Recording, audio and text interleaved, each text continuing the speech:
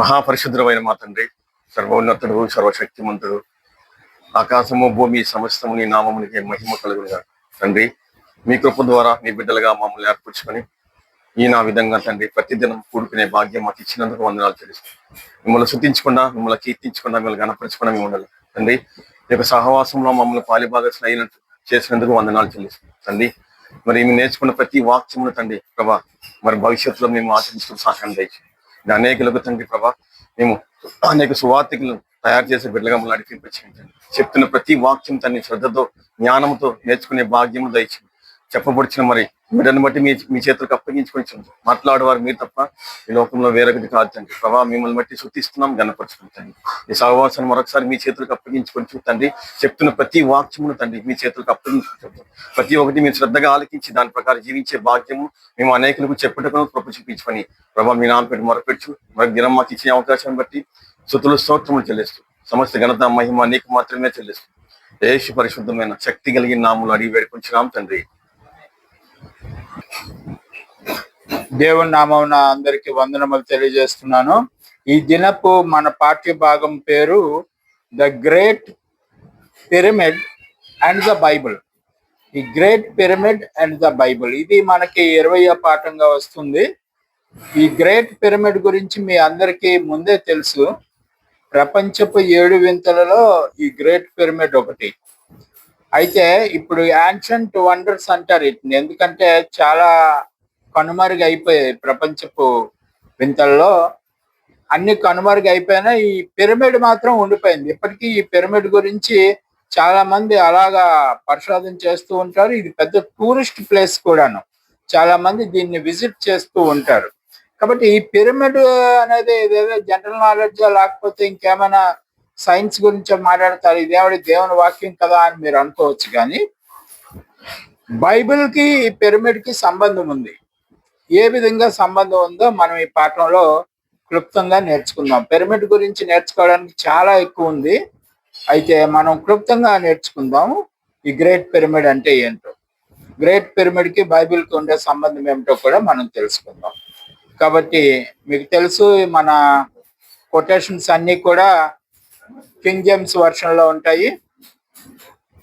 King James వర్షన్లో వచనాలు ఉంటాయి. కొంచెం అటు ఇటు ఉన్న మన బైబిల్లో, తెలుగు బైబిల్లో, వేరే బైబిల్లో కూడా మూలార్థం అయితే మారదు. కాబట్టి ప్రపంచపు 7 వింతల్లో ఈ 7 వండర్స్లో ఈ గ్రేట్ పిరమిడ్ ఒకటి. దీంతో పాటు హ్యాంగింగ్ గార్డెన్స్ అని ఈజిప్ట్లో ఉంటుంది, అవి కూడా ఉన్నాయి. కానీ ఆ గార్డెన్స్కి దాని ఒరిజినాలిటీ పోయింది, ఓన్లీ స్ట్రక్చరే మిగిలింది, గార్డెన్ అయితే లేదు. అయితే ఈ గ్రేట్ పిరమిడ్ మాత్రం ఇంకా లైవ్ లోనే ఉంది, అందరూ చూడొచ్చు. మనం ఎప్పుడైనా ఈజిప్ట్, సౌదీ వెళ్తే మనం చూడొచ్చు అది. దీని సంగతి చూద్దాం ఇప్పుడు. దీని గురించి బైబిల్లో ఎక్కడ రాసింది అనేది మనకి ప్రధానంగా స్టార్టింగ్ లో వచ్చే డౌట్. కాబట్టి బైబిల్లో ఎక్కడ రాసి ఉంటుందంటే యెషయా 19వ అధ్యాయం 19-20 వచనాలు చదివితే, ఐగుప్తు దేశము మధ్యను యెహోవాకు ఒక బలిపీఠమును దాని సరిహద్దులొక యెహోవాకు ప్రతిష్టమైన స్తంభములు ఉన్నది. గమనించండి, ఒక్క నిమిషం అది మళ్ళీ చదవండి ఒకసారి, మళ్ళీ బ్రేక్ వేస్తాం. ఆ దినమున ఐగుప్తు దేశము మధ్యను, ఐగుప్తి దేశంలో అంటే ఈజిప్ట్ లో మధ్యలో ఉంటది, మధ్యలో అండర్లైన్ చేసుకోండి, ఆ మధ్యలో ఉంటుంది. యెహోవాకి ఒక బలిపీఠం అంటది. బలిపీఠం అంటే తెలుసు కదా మీకు, మరి బలి లేస్తారో ఏమో తర్వాత చూద్దాం. ఆ మాటలు మాత్రం మీరు గుర్తు పెట్టుకోవాలి. మధ్యలో ఉంటుంది, దాన్ని బలిపీఠం అంటారు. ఇంకా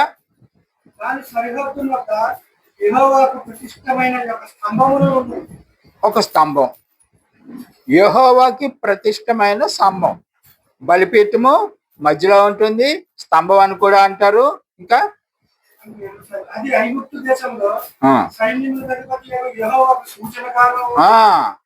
యెహోవాకు సూచనగా ఉంటుందంట. దేవునికి సూచనగా ఎక్కడుంటుంది? ఇజ్రాయెల్లో కాదు, ఈజిప్ట్ లో ఉంటుంది. అది గుర్తుపెట్టుకోండి, ఎందుకంటే మన అంతా ఏముడు యెహోవా అది అంటే ఇజ్రాయెల్ ఇజ్రాయెల్ ఇజ్రాయెల్ అంటాం. ఇప్పుడు అది ఇజ్రాయెల్ కాదు, అది ఈజిప్ట్ లో ఉంటుంది. రైట్. సూచనగాను సాక్షాత్ముగాను ఉండును. సాక్షార్థము. మీరందరూ దేవుని గురించిన సాక్ష్యం చెప్పడానికి వస్తా ఉంటారు కదా, మీరు రావడం కాదు, ఒక స్టోన్ కట్టడం, రాతితో కట్టబడిన కట్టడం దేవునికి సాక్ష్యంగా ఉంటదంట. ఇది ఎలా ఉంటుందో మరి మనం తెలుసుకోవాలి కదా. ఓకే, ఇంకా అది ఏమిటి, ఎక్కడుంది, ఏంటి, ఎలా ఉంది మనం తెలుసుకోవాలా. కాబట్టి ఓకే సార్, ఇంకేముంటుంది, ఇంపార్టెంట్ అంతా అయిపోయింది నేను చెప్పాలి. Okay, no problem. కాబట్టి ఈ మాటలు మీరు గుర్తుపెట్టుకున్నారు కాబట్టి ఇదేంటో ఇప్పుడు మనం చూద్దాం. ఇది నథింగ్ బట్ గీజా పిరమిడ్, లేకపోతే గ్రేట్ పిరమిడ్ ఆఫ్ గీజా అంటారు ఇంగ్లీష్ లో. ఆ గీజా పిరమిడ్ అరేబియాలో ఉంటుంది, ఇది సౌదీలో ఉంటుంది. ఓకే, ఇప్పుడు దీని క్వాలిటీస్ చూడండి ఏమేమి ఉన్నాయో, దీని స్పెషాలిటీ ఏంటో, ఎందుకు దీన్ని గ్రేట్ పిరమిడ్ అంటారు. ఈజిప్ట్ దేశంలోనూ ప్రపంచంలో వేరే వేరే ప్రాంతాల్లో పిరమిడ్లు అయితే చాలా ఉన్నాయి, కానీ దీన్నే గ్రేట్ పిరమిడ్ అని ఎందుకు అంటారో మీరు తెలుసుకోవాలి. కాబట్టి ఈ పిరమిడ్ ఎత్తు 486 అడుగులు, ప్రతి 10 అడుగులకి ఒక అంతస్తు. మనం బిల్డింగ్ లెక్క పెట్టుకుంటే 10 అడుగులు అయితే ఒక అంతస్తు అనమాట. ఇప్పుడు 486 అడుగులు అంటే ఎన్ని అంతస్తులు? సుమారు 40 నుంచి 45 అంతస్తులు బిల్డింగ్ అంత ఎత్తు ఉంటుంది ఇది. ఓకే, కాబట్టి ఇట్ ఈస్ 764 feet లాంగ్.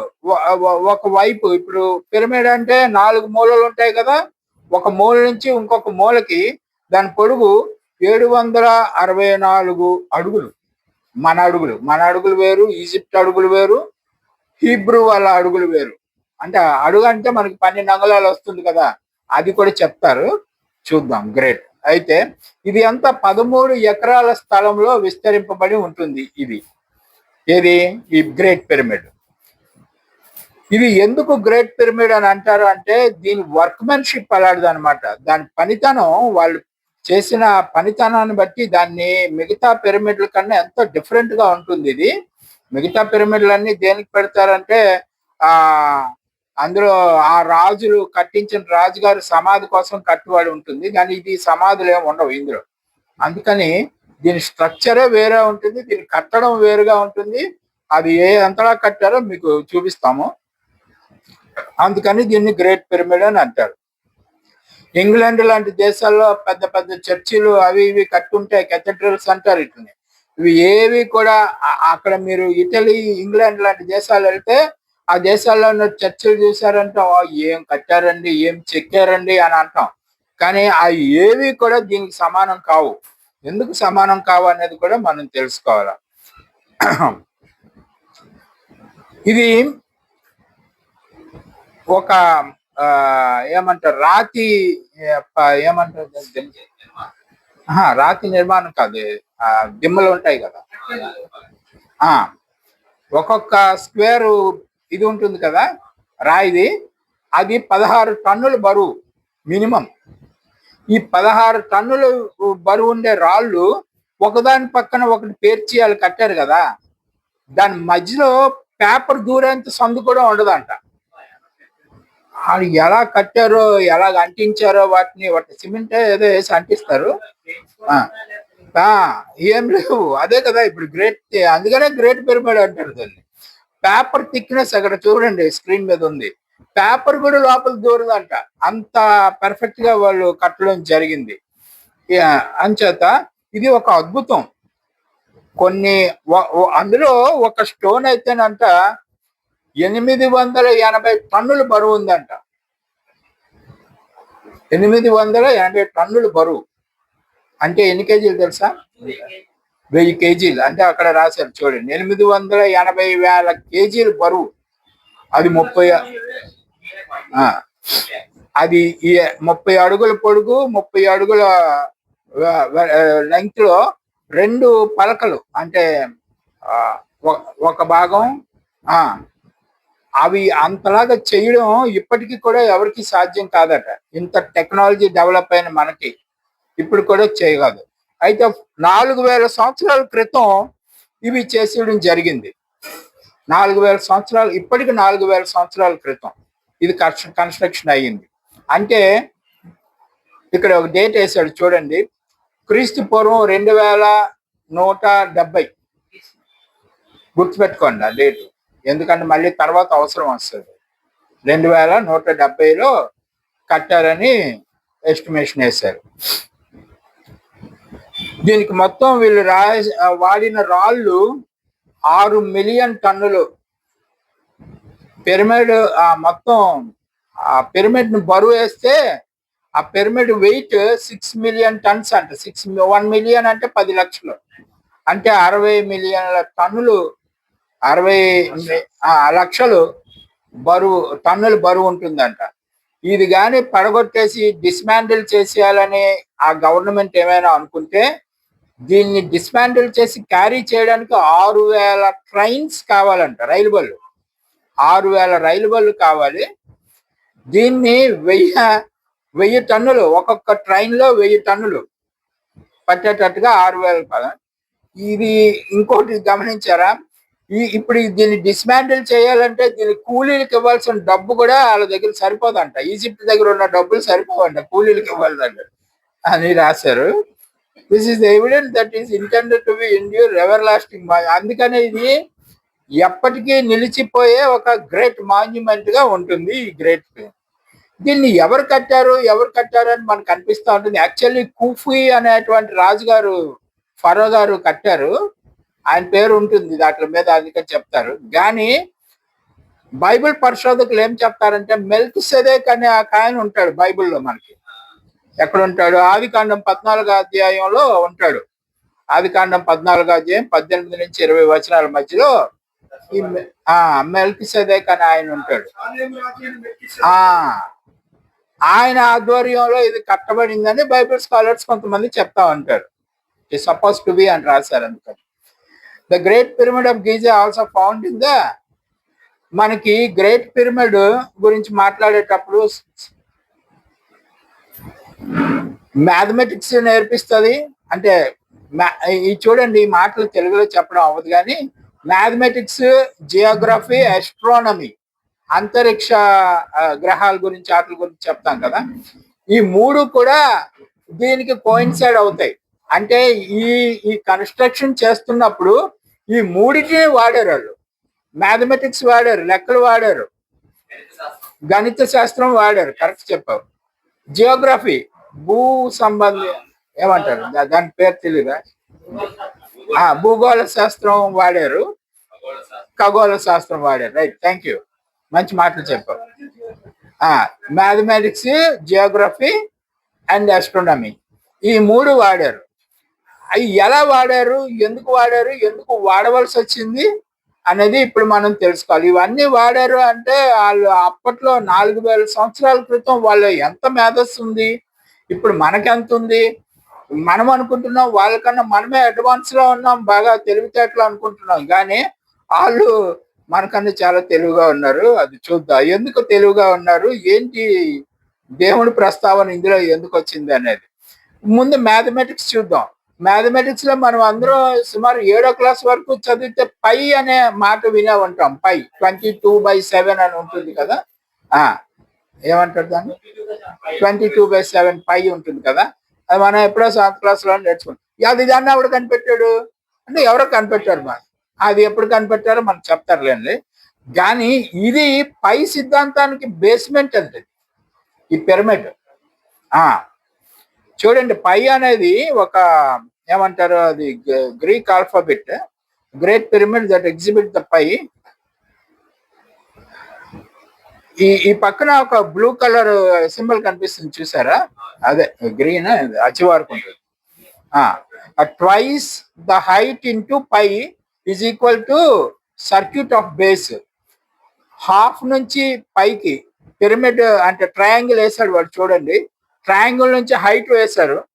ఆ హైట్ ఇంటూ పై అయితే దాని చుట్టుకొలత వస్తుందంట, స్క్వేర్ చుట్టుకొలత వస్తుంది. ఏమండి, అది చూడండి, అది ఎందుకు వస్తుందో అలా చెప్తాను. What is the pi proportion అంటే, this is the relationship between the circumference of the circle and its diameter. Mathematics denote the ratio of the 16th Greek alphabet. Greek ఏబిసిడీలు ఉంటాయి కదా, ఆల్ఫాబెట్స్ అంటే మనకి ఏబిసిడీలు అనుకోండి. గ్రీక్ ఆల్ఫాబెట్స్ లో 16వ alphabet అది పై అనేది ఆ చివరి ఉన్నది చూడండి. ఓకే, ఇది ఈ ట్రయాంగిల్ లో హాఫ్ బేస్ ఉంటుంది కదా, హాఫ్ బేస్ ని సర్క్యులేట్ చేసామంటే, చుట్టూరుగా తిప్పామంటే ఏమొస్తుందో ఆ యాంగిల్ ని అది సూచిస్తూ ఉంటుంది. అది అది మామూలు 22/7 అని చెప్పావు కదా, 22/7, 22ని 7 చేత భాగించామంటే ఏమొస్తుంది, 3.141 వస్తుంది. 142 కూడా రావచ్చు, నో ప్రాబ్లం. 3.14 వస్తుంది. కాబట్టి ఈ పైకి సిద్ధాంతం ఇది. అయితే 22/7 వేయాలా, లేకపోతే 3.1214 వేయాలా. ఓకే, అయితే ఈ principle was discovered by man in the 6th century. క్రీస్తు శకం 6వ శతాబ్దంలో మనిషి పై సిద్ధాంతాన్ని కనిపెట్టాడు. ఎప్పుడు? క్రీస్తు శకం 6వ శతాబ్దం అంటే యేసుక్రీస్తు పుట్టిన తర్వాత 600 సంవత్సరాలకి కనిపెట్టారు ఇది. కానీ పిరమిడ్ ఎప్పుడు కట్టారు? క్రీస్తు పూర్వం 170 అక్కడ కట్టారు వాళ్ళు. అప్పుడు మరి ఈ సిద్ధాంతం ఎవడు కనిపెట్టాడు? అప్పుడు మనం కనిపెట్టామని గొప్పగా ఫీల్ అవుతున్నాం. అప్పుడే ఎవరు కనిపెట్టారు? వాళ్ళకలా తెలిసింది ఇది. కాబట్టి ఎలా తెలిసింది అనేటక్కడికి మనకు ఆలోచన, మనకు చేతకాలైనవన్నీ ఎక్కడ పెడతాం? దేవుడి దగ్గర పెట్టేస్తాం కదా. అది అలాగలండి అక్కడికి. సో 6th centuryలో జరిగింది. More than 2700 years after the pyramid completion. Pyramid complete అయిన ఇయర్ ఇప్పుడు 2700. అది స్టార్టింగ్ ఇయర్ వేరే ఉంటుంది, చెప్తాను. కాబట్టి ఇక్కడ చూద్దాం. ఇప్పుడు నేను చెప్పింది నోట్స్ లో చెప్పాను, ఇక్కడ స్కెచ్ వేసి చూపిస్తున్నారు, కేర్ఫుల్ గా చూడండి. If the height of the great pyramid is taken as a radius. ఈ నీకు లేజర్ పెన్ ఇద్దాం, ఒకసారి పాస్ నొక్కుతాం. Pass, right. ఇప్పుడు if the height of the great pyramid is taken as a radius అంటే ఆ పింక్ కలర్ లో చూడండి, రేడియస్ అంటే హాఫ్ నుంచి పైకి ఒక డాటెడ్ గీత పెట్టాడు చూడండి. ఆ డాటెడ్ గీతని రేడియస్ అంటారు. అది ఎగ్జాక్ట్ గా హైట్ ఆఫ్ ద పిరమిడ్.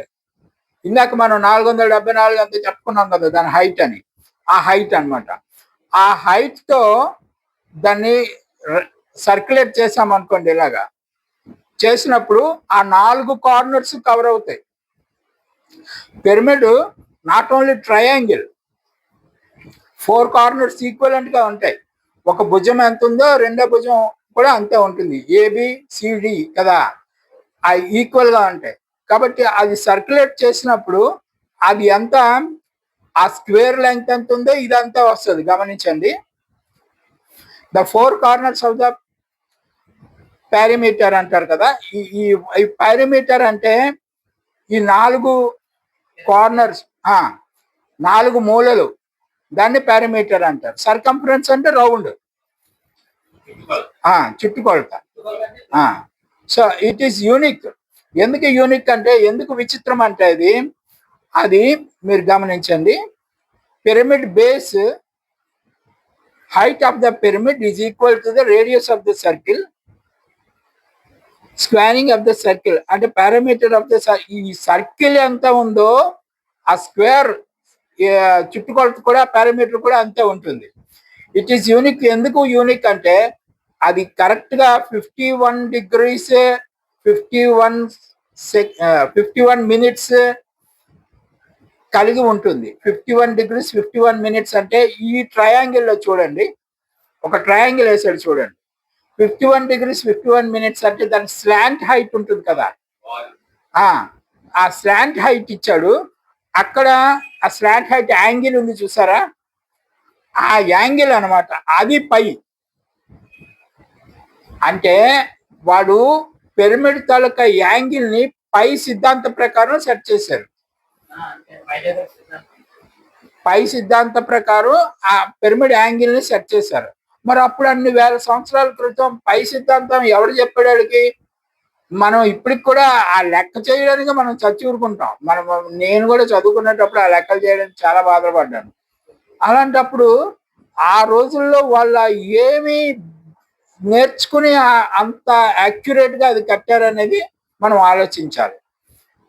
ఇది మ్యాథమెటికల్ గా పై సిద్ధాంతం అందులో నుంచి తయారైంది. ఆ 51 degrees మర్చిపోకండి, మళ్ళీ చివరిలో మనకు అవసరం వస్తుంది. అది ఆ 50 ఎందుకు ప్రాముఖ్యమైంది, 50 50 50 అంటాం కదా, అది.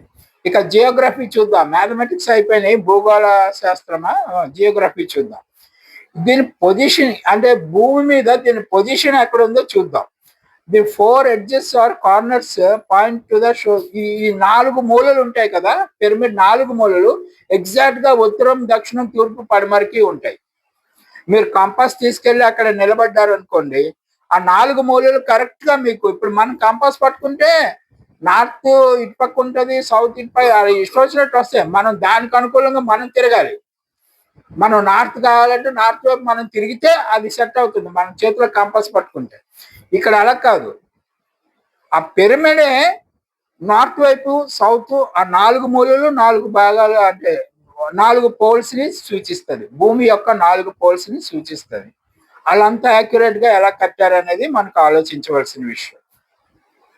కాబట్టి it is like the great builder of the pyramid himself. దేవుడే దీనిని అరేంజ్ చేసి ఉంటారని మన భావన. దానికి అనుకూలంగా మన లేఖనాలు ఉంటే మనం దీన్ని నమ్మొచ్చు. ఎందుకంటే మనకి చేతకాను అనేకమైనవి దేవుడి మీద పెట్టేస్తాం కాబట్టి, ఇంత అక్యురసీతో దీన్ని ఎవడు కట్టాడరా బాబు అని మనం అనుకుంటే ఇది దేవుడే కట్టుంటాడని మనం అనుకోవాలి. కాబట్టి that we see another outstanding matter ఏంటంటే, యెషయా 40:22 భూమి గుండ్రంగా ఉన్నదని రాశారు. భూమి గుండ్రంగా ఉన్నదని ఉంటుంది అక్కడ. భూమండలం మీద ఆశీనులై ఉన్నాడు. దాని నివాసులు మిడతల వలె కనబడుతున్నారు. అవన్నీ తర్వాత భూమి గుండ్రంగా ఉన్నదని రాశారు లేదా, అది ఓకే. ఇప్పుడు గుండ్రంగా ఉన్న దేన్నైనా మనం మెజర్మెంట్ చేయాలంటే దానికి ఒక సెంటర్ పాయింట్ తీసుకుని దాని చుట్టూరుగా సర్కిల్ గీస్తాం కంపాస్తో. అర్థమైందా? ఎవరు కాదని చెప్పలేరు. ఒక గుండ్రంగా ఉన్నదాన్ని మనం మెజర్ చేయాలని దాని సెంటర్ పాయింట్ తీసుకుని దాన్ని అలా మెజర్ చేస్తాం. ఓకే. ఇప్పుడు మరి భూమి గుండ్రంగా ఉంది కదా, దాని సెంటర్ పాయింట్ ఎక్కడ? దాన్ని మెజర్ చేయాలంటే దాని సెంటర్ పాయింట్ నుంచి మెజర్ చేయాలి కదా. సెంటర్ పాయింట్ ఎక్కడ ఉంది భూమికి? భూమధ్య రేఖ సెంటర్ పాయింట్ అవుతుందా? అది నార్త్ కి సౌత్ కి సెంటర్ పాయింట్, ఈస్ట్ కి వెస్ట్ కి అలాగవుతుంది. ఆలోచించు. ఇలా ఇస్తాడు భూమధ్య రేఖ 2 హాఫ్స్ అవుతుంది. 4 హాఫ్స్ అయితే కదా నీకు సెంటర్ పాయింట్ వచ్చేది, రైట్? కాబట్టి సెంటర్ పాయింట్ రాదు. Now the earth is a circle, it must be. ఇప్పుడు ఈ పిరమిడ్ వీడు ఎక్కడ కట్టాడో అది ఎగ్జాక్ట్ గా భూమికి సెంటర్ పాయింట్. ఎట్లాగా ఇది ఐడెంటిఫై చేశారంటే, ఇప్పుడు ఆల్రెడీ మనకున్న సైన్స్ అండ్ టెక్నాలజీతో గ్రీనిచ్ మీన్ లైన్ అని ఒకటి ఉంటుంది. మీరు అట్లాస్ చూసారనుకోండి, అట్లాస్ కానీ గ్లోబ్ కానీ తెచ్చుకొని చూస్తే 0 యాక్సెస్ ఒకటి ఉంటుంది. ఆ 0 యాక్సెస్ ఏంటంటే గ్రీనిచ్ మీన్ లైన్ అంటారు దాన్ని. Greenwich mean line 0 access. ఇప్పుడు ఈ గ్రీనిచ్ మీన్ లైన్ కన్నా అక్యురసీ ఎక్కడుంది అంటే ఇక్కడ ఈ పిరమిడ్ ఉన్న స్థలంలో నుంచి ఆ సెంటర్ పాయింట్ వస్తుంది. చూద్దాం. ఇంటర్నేషనల్ డేట్ లైన్ అంటారు దాన్ని, ఇది గ్రీనిచ్ మీన్ లైన్ ని. ఇప్పుడు పిరమిడ్ దగ్గరకు వస్తే గ్రేట్ పిరమిడ్ మెరిడియన్ అంటే ఆ లైన్ చూపిస్తాను, తర్వాత బొమ్మ వస్తుంది అప్పుడు చూపిద్దాం. But there is natural 0 meridian. ఇది ఎలాగ క్యాలిక్యులేషన్ చేస్తామంటే, ప్రపంచంలో ఇప్పుడు టైం కూడా మనకి గ్రీనిచ్ మీన్ లైన్ ప్రకారమే టైం ఉంటుంది. జిఎంటి అని మాట మీరు వినే ఉంటారు. మన జిఎంటి కన్నా 5.5 గంటలు అడ్వాన్స్ గా ఉంటాం. మన జిఎంటి కన్నా 4 గంటలతో విమానంలో మనం ఒక దేశం నుంచి మరొక దేశం వెళ్ళేటప్పుడు కూడా జిఎంటి ప్రకారమే మనకి టైం సెట్ చేస్తారు. ఈయన అస్తమానం అటు ఇటు తిరుగుతూ ఉంటాడు. నీకు 2.5 గంటలో గంటన్నర తేడా ఉంటుంది ఇండియన్ టైమింగ్ కి మీరు దిగే టైమింగ్ కి 2.5 hours. కాబట్టి అక్కడ దిగేటప్పటికి ఇప్పుడు సెల్ ఫోన్లు అయితే జిఎంటి ప్రకారం అడ్జస్ట్ అయిపోతున్నాయి. పూర్వకాలం అయితే తిప్పుకునేవాళ్ళు వాచీలు. పూర్వం వాచీలు తిప్పుకునేవాళ్ళు. ఏ దేశం వెళ్తే అక్కడ ఎయిర్ హోస్టెస్ చెప్తుంది, అక్కడ గ్రౌండ్ లో ఉన్న టైం ఎంత చెప్తే అప్పుడు మనం టైం సెట్ చేసుకుని కిందకి దిగాలన్నమాట. ఇప్పుడు అంతా ఆధునికం అయిపోయింది కాబట్టి మన ఫోన్ కి వాచ్ కి లింక్ ఉంటుంది. ఫోన్ జిఎంటి ప్రకారం సెట్ అది ఏమంటారు దాన్ని, సెటిలైట్ ఉంటుంది కదా, సెటిలైట్ ని బట్టి సెట్ అయిపోతుంటుంది. అయితే ఇప్పుడు మీరు ఏం చేయాలంటే, ఇప్పుడు 0 లైన్ అని చెప్పాను కదా, సెంటర్ లో ఉన్నది పిరమిడ్, ప్రపంచానికి సెంటర్ లో ఉన్నది అనేటప్పుడు సెంటర్ మెరేడియన్ అంటారు. ఈ మెరేడియన్ కి ఈస్ట్ వైపు ఉన్నదంతా ఓరియంట్ అంటారు. మెరేడియన్ కి లెఫ్ట్ సైడ్ ఉన్నదంతా ఆక్సిడెంట్ అంటారు. ఓరియంట్ పేరు వినే ఉంటారు మీరు, ఫ్యాన్లు గీన్లు వస్తాయి మనకి. ఓరియంట్ అంటే తూర్పు వైపు, ఆక్సిడెంట్ అంటే పడమటి వైపు. చూపిస్తాను ఉండండి ఒక్క నిమిషం. ఇదిగో ఈ బొమ్మ చూడండి. ఇప్పుడు ఇది సెంటర్ పాయింట్. యాక్చువల్లీ జిఎంటి ఎక్కడ పెట్టాడు వీడు? ఇక్కడ పెట్టాడు. కనిపిస్తుందా? కొంచెం ముందుకెళ్ళింది. పిరమిడే కరెక్ట్ ఉంది. ఎందుకు కరెక్ట్ ఉందని మనం చెప్తామంటే, భూమి ఈ 4000 సంవత్సరాల్లో దాని యాక్సిస్ మార్చుకుంది. భూమి 20 degrees 17 degrees యాక్సిస్ లో ఉంటుంది. ఏటవాలుగా ఉంటుంది. మనం చిన్నప్పుడు స్కూల్లో చదువుకున్నాం. పిరమిడ్ కట్టినప్పుడు భూమి పొజిషన్ వేరే ఉంటుంది అనమాట. దానివల్ల ఈ తేడా వచ్చింది. అప్పటికి ఇది correct, centre point of the earth. ఇదిగోనండి, ఇది సెంటర్ పాయింట్. కనిపిస్తుందా? ఓకే. ఇప్పుడు ఈ సెంటర్ పాయింట్ భూమి అంతా ఒక దగ్గర కేంద్రీకృతం చేసాం అనుకోండి. ల్యాండ్ మాస్, నీరు కాదు, ల్యాండ్ మాస్ అంతా ఒక దగ్గర చేరిస్తే అది సెంటర్ లో ఉంటుంది. కాబట్టి భూమి గుండ్రంగా ఉన్నది అని తెలియాలంటే నువ్వు ఆ పిరమిడ్ తాలూకా హెడ్ ని సెంటర్ పాయింట్ గా తీసుకుని ఒక సర్కిల్ గీసామంటే ఎగ్జాక్ట్ గా భూమి చుట్టుకొలత ఎంత ఉందో వచ్చేస్తుంది. రైట్. ఇది భూగోళ శాస్త్ర ప్రకారం పిరమిడ్ కున్న ప్రాముఖ్యత. ఇక ఆస్ట్రానమీ అంటే ఖగోళ శాస్త్ర ప్రకారం దీనికి ఏమిటి ప్రాముఖ్యత ఉందో చూద్దాం. మన పాఠం వేగం అయిపోతే ఇంకో యూట్యూబ్ వీడియో కూడా చూపిస్తాను, చాలా బాగుంటుంది కలర్ఫుల్ గా. ఇది the solar year is the length of the time taken. భూమి సూర్యుని చుట్టూ ఒకసారి తిరగడానికి ఎంత పడుతుంది? 365 రోజులు కదా పడుతుంది. ఏమండి? John Taylor was the first suggest the base length of the circuit of the great pyramid measure the sacred cubits అంటారు. భూమి సూర్యుని చుట్టూ తిరగడానికి 360 రోజులు పడుతుంది. రోజులు గుర్తుపెట్టుకోండి. ఇక ఈ పిరమిడ్ తాలూకా ఒక భుజం నుంచి ఇంకో భుజంకున్న దూరం 365.24 ఎగ్జాక్ట్ గా సూర్యుని చుట్టూ భూమి తిరిగే దీనికి సమానం. ఏమండి? దాన్ని ఏమంటారంటే, దాన్ని జాన్ టైలర్ అని ఆయన పరిశోధించి చెప్పింది ఏంటంటే సాక్రెడ్ క్యూబిట్స్ అంటారంట. సాక్రెడ్ క్యూబిట్, పవిత్రమైన క్యూబిట్ అంటే మోరా అని అర్థం అంటారంట. ఇది ఎగ్జాక్ట్ గా ఆ పిరమిడ్ యొక్క ఒక భుజం నుంచి ఇంకో భుజంకుండే లెంగ్త్ ఎంత ఉందో అది భూమి సూర్యుని చుట్టూ తిరగడానికి పనికొచ్చే ఎన్ని రోజులు అన్ని రోజులకు సమానం. అంటే అది 365.24 రోజులు కదా. ఇప్పుడు ఎగ్జాక్ట్ గా ఇది మనం టేప్ పెట్టి కొలిస్తే ఎంత పొడుగు వచ్చిందో అది అన్ని క్యూబిట్స్, అన్ని మూరలు వచ్చింది. ఇలా మూర వేరే ఉంటది, అది కూడా తర్వాత చేస్తూ ఉంటది. ఈ అన్ని మూరలు ఇది పొడుగు వస్తుంది అనమాట. One circuit around the pyramid in cubit shows the length of the time taken. అదే ఇప్పుడు నేను చెప్పింది అనమాట, భూమి సూర్యుని చుట్టూ తిరిగేది. సో విలియం పేరిస్ట్ అనే ఆయన ఏం కనిపెట్టాడంటే, పిరమిడ్ మీదకి ఎక్కేటప్పుడు ప్రతి 10 అడుగులు పైకి ఎక్కితే స్లాంట్ హైట్ లో ఎక్కుతాడు వాడు. గమనించండి, ఇలా ఎక్కుతూ ఉంటాడు. అప్పుడు ప్రతి 10 అడుగులు ఇతను వేస్తే ఇతను పెరిగిన హైట్ అంతా 9 అడుగులకు పెరుగుతాడు. అంటే 10 అడుగులు స్లాంట్ హైట్ లో వెళ్తా ఉంటే 9 అడుగుల హైట్ వస్తుంది. అంటే పిరమిడ్ చివరికి వెళ్ళేసరికి అది ఎలా ఉంటుంది? 10 to the power of 9 అంటారు. 10 to the power of 9 అంటే 100 millions, 1 బిలియన్. బిలియన్ అంటే 100 crores అనుకుంటాను కదా వస్తుంది. సో ఇది ఈయన కనిపెట్టాడు. ఎవరు? ఇప్పుడు నేను చెప్పింది విలియం పెట్రీ అనే ఆయన కనిపెట్టాడు అనమాట. ఈ విధంగా ఈ పేర్లు చెప్తున్నాను కదా, వాళ్ళందరూ ఫోటోలు వాళ్ళు కనిపెట్టిన అవన్నీ వేరే వీడియోలో ఉన్నాయి, చూపిస్తాను. వేగం ఇది అయిపోతే అది చూపిస్తాను. And he then found that the height of the pyramid is 558.07.05 inches. అది మల్టిప్లై బై 10⁻⁹ తో మల్టిప్లై చేస్తే, ఇది మామూలు డిజిట్స్ పక్కన పెడితే దాని హైట్ ని 10⁻⁹ తో మల్టిప్లై చేస్తే మనకు వచ్చేది దూరం ఎంత తెలుసా? భూమి నుంచి సూర్యుడికి ఎంత దూరమో అంత దూరం వస్తుంది. అది అక్కడ రాశారు. 91,651 మైళ్ళు. అది సూర్యునికి భూమికి ఉండే మధ్యలో ఉండే దూరం. ఆ పిరమిడ్ కి దానికి ఎలా లింక్ ఉన్నదో చూసారా? అది ఆస్ట్రోనమీ అన్నమాట. All these mind boggling calculations are great wonders to the సైంటిస్టులు అందరూ ఆశ్చర్యపోయారు ఈ లెక్కలన్నీ తీసిన తర్వాత.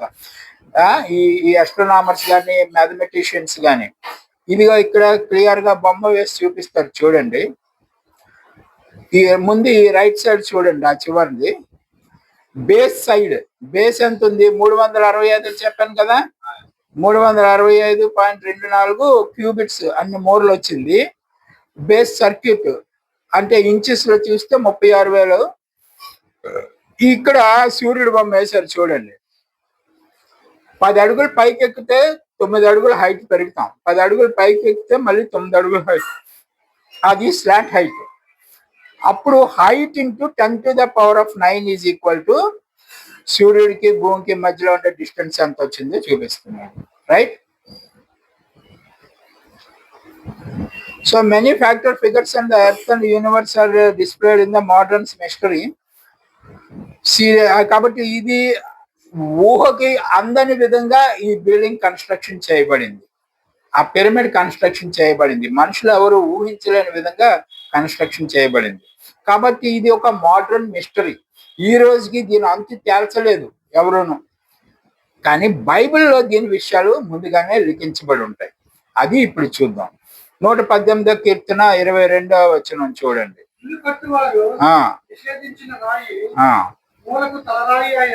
అక్కడ ఆగు ఒకసారి. ఇంతకీ పిరమిడ్ మీరు గమనించారో లేదో గాని నేను ఒకసారి పాద నొక్కితే బొమ్మ చూపిస్తాను. ఇప్పుడు లేఖనంలో ఏం చెప్తారంటే అక్కడ హెడ్ స్టోన్ లేదు. పిరమిడ్ కి హెడ్ స్టోన్ లేదు. అది లేఖనంలో రికార్డ్ చేయబడి ఉంది. ఎందుకు హెడ్ స్టోన్ లేదు అనేది తర్వాత పాఠంలో తెలుస్తూ ఉంటది. ఓకే, ఇప్పుడు ఇంకొక అది చూశారు కదా, 118:22 చదివేశారు. ఇప్పుడు ఇంకొక లేఖనం దానికి సంబంధించి చూడండి. యెషయా 28:16. యెషయా 28:16.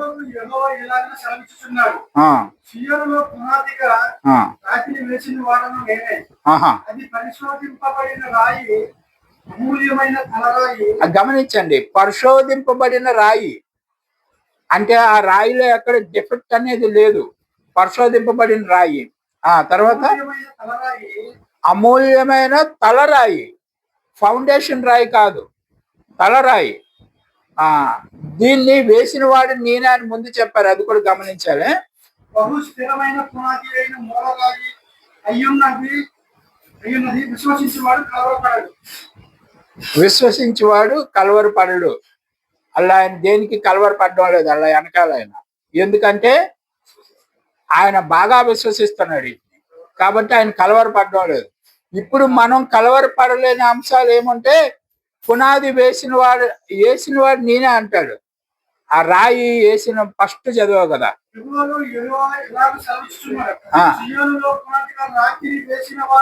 ఆ రాతిని వేసిన వాడు అమ్మ కడుపులో రాయి వేసింది ఎవరు? మరియమాత గర్భంలో వేశాడు కదా రాయి తండ్రి. తర్వాత పరిశోధింపబడిన రాయి. ఆయన సిలువ వేయడానికి ముందు ఆయన శుభ్రంగా 3 రోజులు 4 రోజులు 10వ రోజు నుంచి 14వ రోజు వరకు పరిశోధించారు. వీళ్ళందరూ ఎక్కడ ఎంత పెసరు పాపం లేదని పరిశోధించారు. ఇప్పుడు అమూల్యమైన తలరాయి కానీ దాన్ని వాడలేదంట. పనికిరాని రాయి అనేసి పక్కన పడేశారు. ఎవరు పడేశారు? యూదులు పడేశారు పక్కన. ఇప్పుడు అది తలరాయి అయ్యింది. దీనికి సింబాలిక్ గా పిరమిడ్ మీద హెడ్ స్టోన్ లేదు. గమనించారా? పిరమిడ్ మీద హెడ్ స్టోన్ లేదు. వాడు అంత కన్స్ట్రక్షన్ చేసి హెడ్ స్టోన్ ఎందుకు పెట్టుకోలేదు అనేది ఆలోచించాలి. రైట్. ఇప్పుడు head stone, corner stone, foundation stone 3 రాళ్ళు మీకు తెలిసాయి. ఆ ఒకే రాయికి 3 పేర్లు పెట్టారు. తలరాయి, ఆ ఉపనాది రాయి, అది ఒకే రాయి, అది ఒక రాయి. రైట్. ఇప్పుడు చెప్పాను కదా సార్, అమ్మ కడుపులో పెట్టారని. ఆ రాయి చెప్తానండి, వెళ్తాను. నేనెందుకు చెప్పేది, పాఠమే చెప్తారు. కాబట్టి ఇప్పుడు మీరు 3 రాళ్ళ గురించి తెలుసుకున్నారు కదా. ఇప్పుడు పిరమిడ్ స్ట్రక్చర్ లో it cannot be any of today's modern buildings, that can be only type of structure. ఇప్పుడు మనం ఆధునికంగా మనం కట్టుకుంటున్న ఏ బిల్డింగ్స్ లో కూడా ఒకే రాయికి ఇన్ని పేర్లు ఉండవు. పునాది రాయి అంటే ఎక్కడ పెడతాం మనం, కిందన పెడతాం. ఇంకోటి ఏంటండి, తలరాయి అంటే ఎక్కడ ఉండాలి, అన్ని మీదన పెట్టాలి, పైన బిల్డింగ్ మీదన పెట్టాలి. ఇంకొకటి మూలరాయి అంటే అది కూడా పునాదిలోకి ఏదో కార్నర్ లో వస్తుంది. కాబట్టి ఇప్పుడు ఈ 3 పేర్లు మనకి 3 వేరే వేరే ప్లేసుల్లో పెట్టుకుంటాం. ఓకే, 3 పేర్లు ఒక దగ్గర రావు. 3 పేర్లు ఒక దగ్గర రావాలంటే అది ఓన్లీ దేవుడు నిర్మించిన నిర్మాణానికి అయితేనే అది అవుతుంది. చూడండి, ఇప్పుడు top stone is a corner stone, is also the head stone. Pyramid లో పైన ఉండవలసిన రాయిని టాప్ స్టోన్ అంటాము, దాన్ని హెడ్ స్టోన్ అని కూడా అంటాం. ఓకే, ఈ హెడ్ స్టోన్ ని కార్నర్ స్టోన్ అని ఎందుకు అంటాము? కార్నర్ ఏనది కాదా? వీడు కాదంటాడు, ఆయన అవును అంటాడు. ఎలాగా కార్నర్ స్టోన్ కాదా? 4 మూలలకి కింద పిరమిడ్ 4 మూలలు ఉన్నాయి. 4 మూలలు చివరికి వెళ్ళేసరికి ఒకటే అయిపోయింది. అప్పుడు అది కార్నర్ అవుతుందా అవుదా? అది. సో కార్నర్ స్టోన్ అనేది మన ఇళ్లలో వాడే కార్నర్ స్టోన్ వేరు. అక్కడ దేవుడు నిర్మించిన బిల్డింగ్ కి corner stone top stone. Corner స్టోనే టాప్ స్టోన్, టాప్ స్టోనే హెడ్ స్టోన్. అది అన్ని 3 ఒకటే, 2 కాదు. So top stone is also the foundation stone. ఎందుకు ఫౌండేషన్ స్టోన్ అవుతుంది అంటే, మనం వేసే ఫౌండేషన్ మీద అలాగ కట్టుకుని వెళ్తాం మనం పైకి. అక్కడ వేసిన ఫౌండేషన్ స్టోన్ మీద ఇలాగ కట్టుకొని వస్తున్నారు ఇప్పుడు పైనుంచి కిందికి. ఎందుకంటే టాప్ స్టోన్ ఆల్రెడీ టాప్కి వెళ్ళిపోయింది కదా. ప్రథమ ఫలము క్రీస్తు పునరుద్ధానులలో ఆయన పైకి వెళ్ళిపోయాడు. ఇప్పుడు ఆ బేస్ ఆన్ చేసుకుని అట్లాగా వస్తున్నాం స్లాంట్ మీద కిందికి. గ్రౌండ్ లో ఎప్పుడో వస్తాడు ఎవడో పనికిమాలాడు, ఎవడో కింద ఉంటాడు అనమాట. టాప్ లోకి అంటే దేవుని కోసం అత్యధికంగా త్యాగాలు చేసి వీళ్ళు ఉన్నారు కదా, వాళ్ళందరూ అక్కడ దాంట్లో వెళ్ళిపోతూ ఉంటారు. ఓకే, మీకు అర్థమైందా పాయింట్? రైట్. కాబట్టి అది ఆ విధంగా corner stone is the top stone and also it is the foundation for the building. A building కి? స్పిరిచువల్ బిల్డింగ్ కి, ఆత్మ సంబంధమైన బిల్డింగ్ కి, అది మందిరానికి అది top stone. This pyramid shape the structure has deep spiritual significance in the scriptures. ఇది ఆయన చెప్తున్నారు కదా, ఆత్మ సంబంధమైన ప్రాముఖ్యత కలిగినటువంటిది, లేఖన పరంగా ఉన్నటువంటి స్టోన్ అది, అంతేగాని మామూలుగా రాయి కాదు. దాన్ని సింబాలికల్ గా మీకు చూపించడానికి ఇక్కడ టాప్ స్టోన్ కట్ చేశారు. దేనికి? పిరమిడ్ కి. సో ఇది డైరెక్ట్ గా గ్రేట్ పిరమిడ్ గురించి మాట. ఇప్పుడు చూడండి, మళ్ళీ 19 రండి ఒకసారి. అక్కడ 2 మాటలు ఉంటాయి.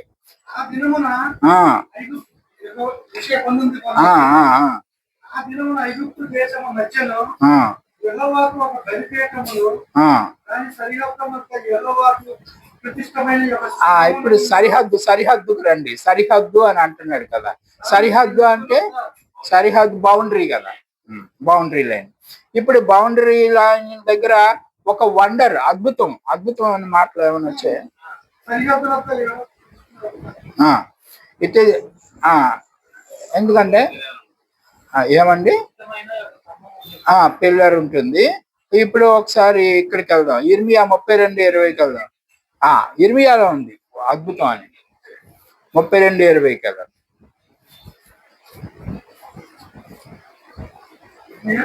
32:20. నీవు ఐగుప్తు దేశంలో చేసినట్టు ఉమ్, నేటి వరకు ఇశ్రాయేలు వారి వచ్చను ఆ, ఇతర మనుషుల వచ్చను ఆ, సూచన క్రియలను మహత్కార్యములు చేయొచ్చు ఆ, నేటి వలె నీకు కీర్తి తెచ్చుకొస్తున్నాను ఆ. అన్నారు. ఏమి అది కరెక్ట్ గా రాలేదు మనం అనుకున్నది. Which was set a sign and wonders in the land of Egypt. అర్థం తెలియదా? ఆ, నువ్వు ఐగుప్తు దేశంలో చేసినట్టు ఈ రోజు వరకు ఇశ్రాయేలు వాళ్ళ మధ్య ఆ. ఇతర మనుషుల మధ్య సూచక్రియలు గొప్ప కార్యాలు చేస్తూ అలా కాపు ఐగుప్తులో చేసినట్టుగా ఐగుప్తులో ముందు చేశాడంట. ఇది చూడండి, ఇస్రాయేల్ కన్నా అక్కడ చేసి జనాల మధ్యలో పేరు తెచ్చుకుంటున్నాడు. అంటే ప్రతి ఆ, సో ఇప్పుడు ఈ అద్భుతమైన పిరమిడ్ కూడా ఐగుప్తులో కదా ఉంది. ఆ, కాబట్టి అది చెప్తా ఉంటాడు. These two scriptures directly indicate the great pyramid of Giza, the wonder of the Egypt. ఐగుప్తు దేశంలో ఉన్న అద్భుతంలో ఇది ఒకటి అని ఈ రెండు లేఖనాలు చెప్తా ఉంటాయి. ఎందుకంటే ఈ గీజా అనే ప్రాంతం ఉన్నది కదా, చెప్తాను దాని గురించి. ఈ జియోగ్రాఫికల్ లొకేషన్ ఇక్కడ చూడండి, ఒక బొమ్మ వచ్చింది.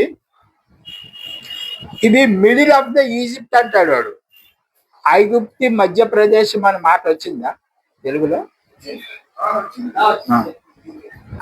ఇప్పుడు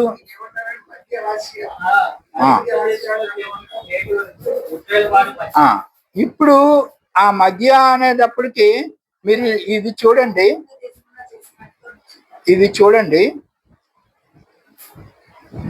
ఈ అప్పర్ ఈజిప్ట్ లోయర్ ఈజిప్ట్ అని ఉంది చూడండి. అది మధ్య అని చెప్పి ఆ లేఖనంలో ఉన్నది. ఆ సెంటర్ కి వాడు పిరమిడ్ కట్టాడు. ఈజిప్ట్ టాప్ ఉత్తర భాగానికి దక్షిణ భాగానికి మధ్యలో కట్టాడు. అది కాక ఇంకొకటి ఏంటి, సరిహద్దు అని ఉంటుంది చూడండి. గీజా అనే మాట ఉంది చూసారా, ఇది ఒక పక్కకు ఉంది, గమనించారా? ఆ బొమ్మ సెంటర్ లో ఇదిగో ఇది పిరమిడ్ స్థానం. పైకి కిందికి మిడిల్, ఇదేమో సరిహద్దు. ఈ సరిహద్దుని వాళ్ళ భాషలో గీజా అంటారంట. The great pyramid situation in a plate and it gets its name by Giza.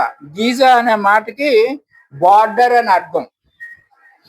Giza so Giza pyramid అని ఎందుకంటారంటే సరిహద్దులో ఉన్న పిరమిడ్ అని అర్థం వాళ్ళ భాషలో. సో గీజా అనేది అక్కడ, గీజా మాట మనకు కూడా ఉన్నట్టుంది, బైబిల్లో కూడా ఉంటుంది. సో ఇది ఒరిజినల్లో అలా ఉంటుంది అనమాట. సో దానికి గీజా పిరమిడ్ అంటే ఖచ్చితంగా ఈ పిరమిడ్ గురించే బైబిల్లో రాశారు అని చెప్పడానికి వాళ్ళు ఈ సాక్ష్యాలన్నీ ముందు పెడుతున్నారు. So geographical requirement being both in the mist of the borders, మధ్యలో ఉంటుంది. ఈజిప్ట్ కి, అప్పర్ ఈజిప్ట్ కి లోయర్ ఈజిప్ట్ కి మధ్యలో ఉంటుంది. సరిహద్దు భాగం కలిగి ఉంటుంది. కాబట్టి నిశ్చయంగా ఆ బైబిల్లో రాసిన లేఖనం ఈ బౌండరీకి సంబంధించింది, ఈ గీజా పిరమిడ్ కి సంబంధించింది అని మనం నమ్మాలన్నమాట. The word Giza is Arabic means border. ఇప్పుడు చెప్పాను కదా, గీజా అంటే బార్డర్ అని అర్థం. అరబ్ భాషలో అలా ఉంటుందంట. కాబట్టి దీని యాక్యురసీ చూస్తే ఇది జియోగ్రాఫికల్ గా ఎంత ఆశ్చర్యకరమైన రీతిలో ఇది ఉందో మీకు తెలుస్తుంది. ఇకపోతే ఈ 19వ అధ్యాయం 20వ వచనంలోనే ఇది ఒక గుట్టని, ఇది మనకి దేవుని గురించిన సాక్ష్యం చెప్తాదని రాశాడు. అది ఐగుప్తు దేశంలో సైన్యం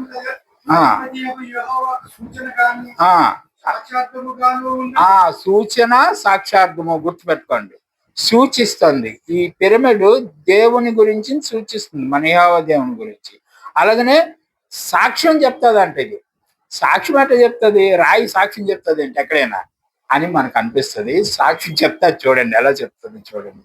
ఆ బిల్డింగ్ సాక్ష్యం ఎట్లా చెప్తుందో చూద్దాం. ఈ సాక్ష్యం అనే ఈ సైన్ అనే మాటకి ఒరిజినల్ లో ఓత్ అని ఉంటుందటండి. ఈ ఓత్ ని స్ట్రాంగ్స్ డిక్షనరీలో వాడు ఏం రాశారంటే సిగ్నల్ అని కానీ ఎవిడెన్స్ అని కానీ రాశారు. Hebrew word number 226 డిక్షనరీలో. సో ఇది ఒక గ్రాండ్యూర్ కన్స్ట్రక్షన్, అద్భుతమైన construction, store house of knowledge. Store house of knowledge, ఇందులో విపరీతమైన నాలెడ్జ్ ఉన్నదట ఈ పిరమిడ్ లో. ఎలా ఉందో ఏంటో కింద పాఠాల్లో వస్తూ ఉంటది, చూద్దాం. ఇది అదృశ్యుడైన దేవుడు ఉన్నాడు అనేటకు సాక్ష్యంగా నిలబడుతుంది. మళ్ళీ చెప్తున్నాను, అదృశ్యుడైన దేవుడు ఉన్నాడు అని మీరు నమ్మే విధంగా ఈ పిరమిడ్ కన్స్ట్రక్షన్ జరిగింది. అది ఎలా జరిగిందో చూద్దాం. God is the creation of man.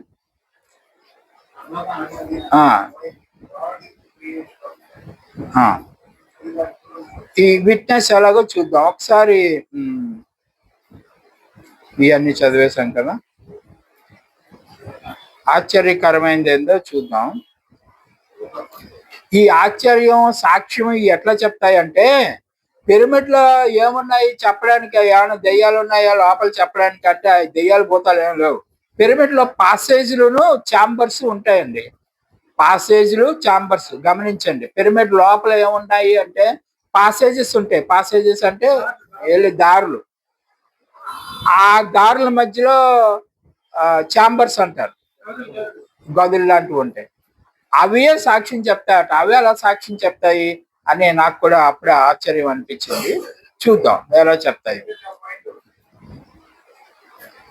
Pyramid సజీవుడైన దేవుని గురించిన సాక్ష్యం చెప్తుంది అని చెప్పారు.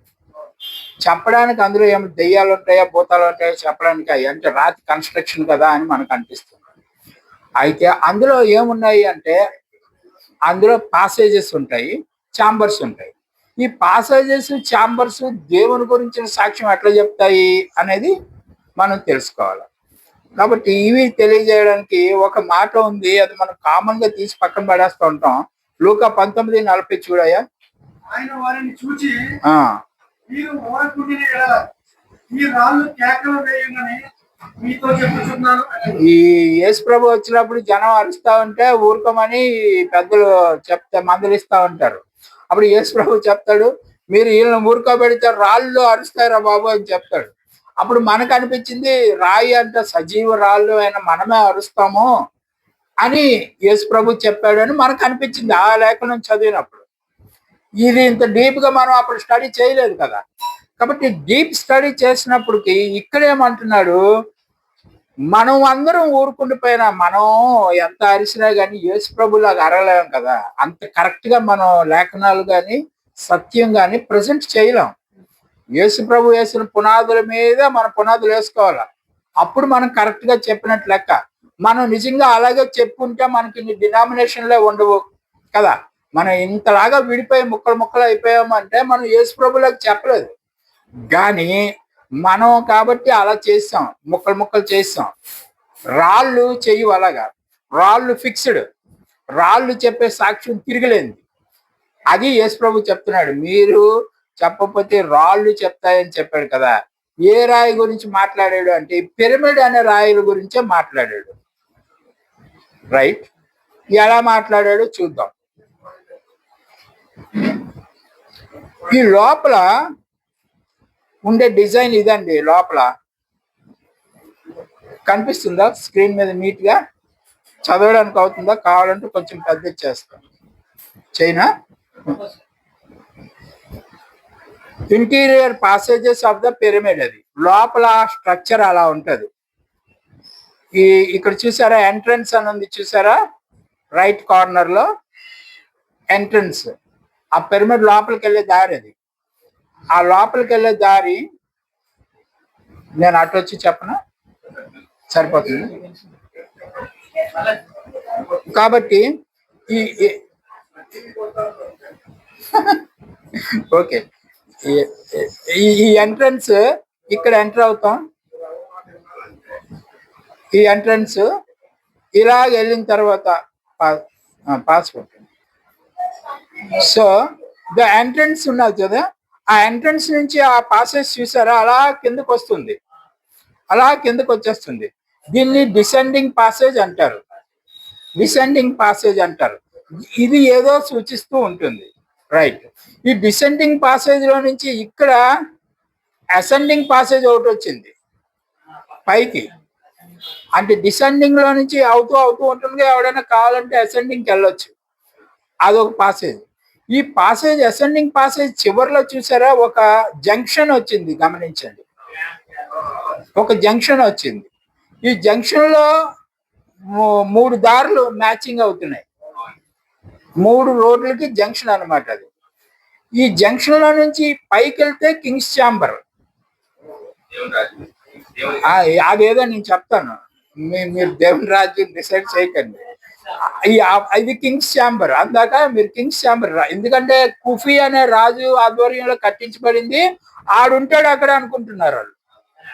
So it is king's chamber. ఇది queen's chamber. Queen's chamber straight line అండి. Queen's chamber straight line. King's chamber పైకి ఎక్కాల. ఓకే, ఇప్పుడు ఈ కిందకు ఒక లైన్ వస్తుంది చూడండి. ఇది ఇక్కడ ఎంటర్ అవుతున్నారు వీళ్ళు. అంటే పిట్కి వెళ్ళక మునుపు, జస్ట్ పిట్కి వెళ్ళక మునుపు అనమాట. అంటే ఈ పిట్టికి వెళ్ళామంటే అయిపోయింది, కిందకి వెళ్ళిపోతాం. ఇది అసలు నిర్మాణం, లోపల ఉండే నిర్మాణం ఇలా ఉంటుంది. ఇప్పుడు ఇది ఎందుకు మనం నేర్చుకోవాలి? దీంట్లో ఏమి సాక్ష్యం చెప్పేస్తున్నాడు సజీవుడైన దేవుని గురించి, ఏం సాక్ష్యం ఉంది ఇక్కడ అనేది ఇప్పుడు మనకి ప్రశ్న. కాబట్టి ఇంటర్నల్ లైన్స్ అండి అవి. టాప్ లైన్ నేను చెప్తాను, అది ఇదిగా ఎంట్రన్స్, ఇది పిరమిడ్ ఎంట్రన్స్. ఇది ఒకటే ఎంట్రన్స్. సో ఇప్పుడు డీటెయిల్డ్ లుక్కి వెళ్ళే ముందు ఇది ఒక ఆల్టర్ అని చెప్పాడు. ఆల్టర్ అంటే ఇది 19లో ఏషియా 19:19లో ఆల్టర్ అంటే బలిపీఠం. ఇది ఏమైనా బలిపీఠమా? ఎవడైనా బలి వేస్తాడా అంటే చరిత్రలో ఎక్కడ దీని దగ్గర బలి వేసినట్టుగా రికార్డు ఏమీ లేదు. అంటే జంతువులను కానీ మనుషులను కానీ ఈ పిరమిడ్ లో బలు వేసినట్టుగా లేదు. రైట్? ఒకవేళ అది మనుషులే చెక్కారు కదండి అని అన్నా మీరు, అది ఎప్పుడో 4000 సంవత్సరాల క్రితం రికార్డ్ చేయబడింది. కాబట్టి అదేంటో మనం తెలుసుకుందాం. ఈ మెమోరియల్ స్టోన్ దగ్గర దీన్ని మనం ఆల్టర్ అని కూడా అంటున్నాం కదా. ఆల్టర్ అంటే బలిపీఠం. బలిపీఠం అంటే ఎక్కడ ఉంటుంది? ప్రత్యక్ష గుడారంలో ఒక బలిపీఠం ఉంటుంది. అది మొదటి తెర దాటగానే ఒక పెద్ద ఇత్తడి బలిపీఠం ఉంటుంది. దాని మీద ఎద్దుల్ని బలేస్తా ఉండేవారు. ఆ ఎద్దు దేనికి సూచన అంటే యేసు ప్రభుకి సూచనగా ఉంటుంది. ఇప్పుడు ఈ బ్రాంజ్ ఆల్టర్ అని అది జ్ఞాపకం చేసుకోండి. అది నిర్గమకాండం 40:29లో ఉన్నది. అలాగే 26 నుంచి మీరు చదివితే 29 వరకు వచ్చేసరికి క్లియర్ గా అయిపోతుంది. అయితే ఈ ఆల్టర్ అలాంటి బలి ఇక్కడ ఎవరు వేయట్లేదు. ఈ గ్రేట్ పిరమిడ్ లో అలాంటి బలిపీఠం ఏమీ లేదు. మరి బలిపీఠము అని ఎందుకు రాశాడు, ఆల్టర్ అని ఎందుకు రాశాడు అంటే ఇక్కడ ఆ బలిపీఠం లేదు, కానీ నిజమైన యేసుక్రీస్తు మరణాన్ని గురించి రికార్డు ఉంది. ఇందులో రికార్డు ఉంది, బలిపీఠం లేదు, రికార్డు ఉంటుంది. అది ఎలా ఉంటుందో మనం కిందకి వెళ్ళే కొద్దీ తెలుస్తూ ఉంటది మనకి. చూడండి హెబ్రీ 13:15. కాబట్టి ఆయన ద్వారా మనము దేవునికి ఎల్లప్పుడూ స్తుతియాగము చేయదము, అనగా ఆయన నామమును ఒప్పుకొనుచు జీవఫలము అర్పించుదము. అది ఆ భాష ఎలా ఉంది? జీవఫలము, fruit of our lips giving thanks to his name. Fruit of our lips, అదే నా నోటి నుంచి వచ్చే మాటల ద్వారా ఆయనకి కృతజ్ఞతలు చెల్లిస్తానంట. దేనికి కృతజ్ఞతలు చెల్లించాలంటే the sacrifice of praise of God. ఆయన మన కోసం చేసిన త్యాగాని కోసం అని వేరే ట్రాన్స్లేషన్ లో ఉంది. చూడండి, యేసు ద్వారా మనం నిరంతరం దేవునికి స్తుతులు యాగంగా అర్పిస్తూ ఉండాలి. స్తుతులు అంటే మన పెదవుల ద్వారా ఆయన పేరును అంగీకరిస్తూ మనం ఆయనకు అర్పించే ఫలం. అంతే సార్, అంతే, correct. Now we shall enter into the study of great pyramid లోకి వెళ్దాం. గ్రేట్ పిరమిడ్ లో no writing whatever the great plan of salvation, రక్షణార్థమైనటువంటి ఒక ప్రణాళికని గ్రేట్ పిరమిడ్ లో రాశారట. ఇది ఎలా రాశారో ఏంటో చూద్దాం గబగబా. ఎంట్రన్స్ ఉంది కదా, ఇందాక మీకు ఎంట్రన్స్ అని ఒకటి చూపించాం. నీకు బొమ్మ, ఇంకో బొమ్మ కూడా చూపిస్తాను, ఒక నిమిషం.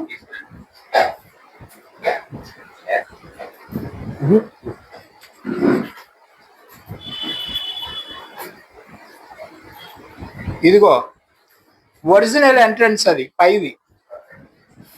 ఈ పైన పిరమిడ్ కట్టినప్పుడు వాళ్ళు పెట్టిన ఎంట్రన్స్ ఇది. ఏమండి, ఈ కింద ఇంకోటి ఉంది చూడండి, మీకు కనిపిస్తుందో లేదో, దొంగలు కన్నం పెట్టారు అది. ఎందుకంటే లోపల రాజుగారి తాలూకా సామాన్లన్నీ పెడతారు. ఈజిప్షియన్స్ వాళ్ళ సాంప్రదాయం ఏంటంటే రాజుగారు వాడిన కిరీటాలు, వాడిన సామాన్లు, బూట్లు, కత్తి ఇవన్నీ దాస్తారనమాట. అవన్నీ నిధులు కదా, వాటి గురించి దొంగలు ఈ పిరమిడ్లు తవ్వేస్తా ఉంటారు. అలాగే గ్రేట్ పిరమిడ్లు కూడా ఎన్నో వేల సంవత్సరాల నుంచి తవ్వినాడు, తవ్వుతూనే ఉన్నాడు. వచ్చినవాడు కొద్ది దొరికినంత దొరుకుతుంది అనుకుని చూస్తే ఈ దొంగలకి ఇక్కడ కన్నం పెట్టారు, కానీ కిందన అడిగి ఏం దొరకలేదు. అదే ఈ రాజుగారు, ఒక రాజు పెడతాడు కన్నం, వేరే వీడియోలో చూపిస్తాను మీకు అది. అయితే ఒరిజినల్ ఎంట్రన్స్ అయితే చూసారు, ఆ డిజైన్ అది ఎలా ఉందో, డిజైన్ చూడండి, ఎంట్రన్స్ ఎలా పెట్టాడు వాడు. ఓకే, ఇప్పుడు ఈ ఎంట్రన్స్ గురించే మాట్లాడుతున్నారు ఈ లేఖనంలో. ఇప్పుడు ఈ entrance of the pyramid, something strange happens in entrance take the round. ఇది ఒక పిట్టి దగ్గరికి తీసుకెళ్తుంది. పిట్ అంటే గొయ్య దగ్గరికి. ఆ ఎంట్రన్స్ ఇందాక మీరు డిజైన్ చూసారు కదా, ఫోటోలు కూడా తీసుకున్నట్టున్నారు. అది అలాగా కిందకి వెళ్ళిపోతే ఒక గోతి దగ్గరికి వెళ్ళిపోతుంది. అది అబేస్ అంటారు దాన్ని, అంటే అంతం లేని అగాధం. Bottomless pit. బాటమ్లెస్ పిట్ అంటే అగాధం అనమాట. అందులోకి వెళ్ళిపోయి చచ్చిపోవడం, ఇంక మరి ఇంకేట్లేదు. సో ఎంట్రన్స్ ఏం సూచిస్తుంది వాళ్ళు చెప్తారు, చెప్తే చూపిస్తాను. So what is called descending passage అని ఇందాక మనం చూసుకున్నాం కదా. It represents very quick, almost immediately downwards to the sin. పాపాన్ని సూచిస్తుంది ఆ పిట్, ఆ కిందది. ప్యారలల్ గా చూపించడానికి అవ్వట్లేదు, అయితే ఇది చిన్నదైపోతుంది. ప్యారలల్ గా చూపిస్తే మీకు స్క్రీన్ చిన్నదైపోతుంది. అది కిందకి వెళ్ళే కొద్దీ మనకి ఆ డిసెండింగ్ పాసేజ్ అనేది ఉంది కదా, ఆ డిసెండింగ్ పాసేజ్ మనిషి పుట్టిన దగ్గర నుంచి ఆడు తిన్నగా వచ్చి చచ్చిపోవడమే. అది ఆడికి డిజైన్ చేయబడింది. ఎందుకంటే ఆదాం చేసిన పాపాన్ని బట్టి ప్రతి మానవుడు ఆదాం చేసిన పాపాన్ని బట్టి మరణానికి వెళ్ళిపోతాడు, అప్పిట్లోకి వెళ్ళిపోతాడు. అది అదే. అయితే ఆ వచ్చే దారిలో మనకు ఒక సెట్టింగ్ ఉన్నది, మీరు గమనించండి. ఒకసారి ఇది చదవండి, అప్పుడు చూద్దాం. 5:12, రోమా 5:12. ఇట్లుండగా ఒక మనుషుల ద్వారా పాపము ద్వారా మరణమును లోకంలో ఎలాగూ ప్రవేశించను, అలాగుననే మనుషులందరూ పాపము చేసినందున. సో మనుషులందరూ పాపం చేసినందున నుంచి అలాగొచ్చి అలా కిందకెళ్ళి చచ్చిపోవడమే. అయితే ఆ కిందకెళ్ళే తావులో 2 అవుట్లెట్స్ ఇచ్చాడు, పైకి వెళ్ళేవి. అసెండింగ్ పాసేజీలు 2 ఉంటాయి, మీరు ఇందాక గమనించండి. అది కూడా నీకు వీలైతే చూపిస్తాను. ఉన్నది, ఒక్క నిమిషం, నా దగ్గర సేవ్ చేసి పెట్టాను అవి.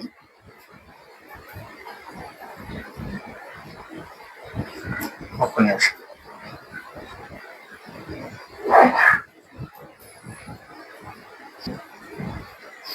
ఈ బొమ్మ చూడండి. ఇప్పుడు ఎంట్రన్స్ నుంచి మీరు ఇలా చూస్తా ఉంటే,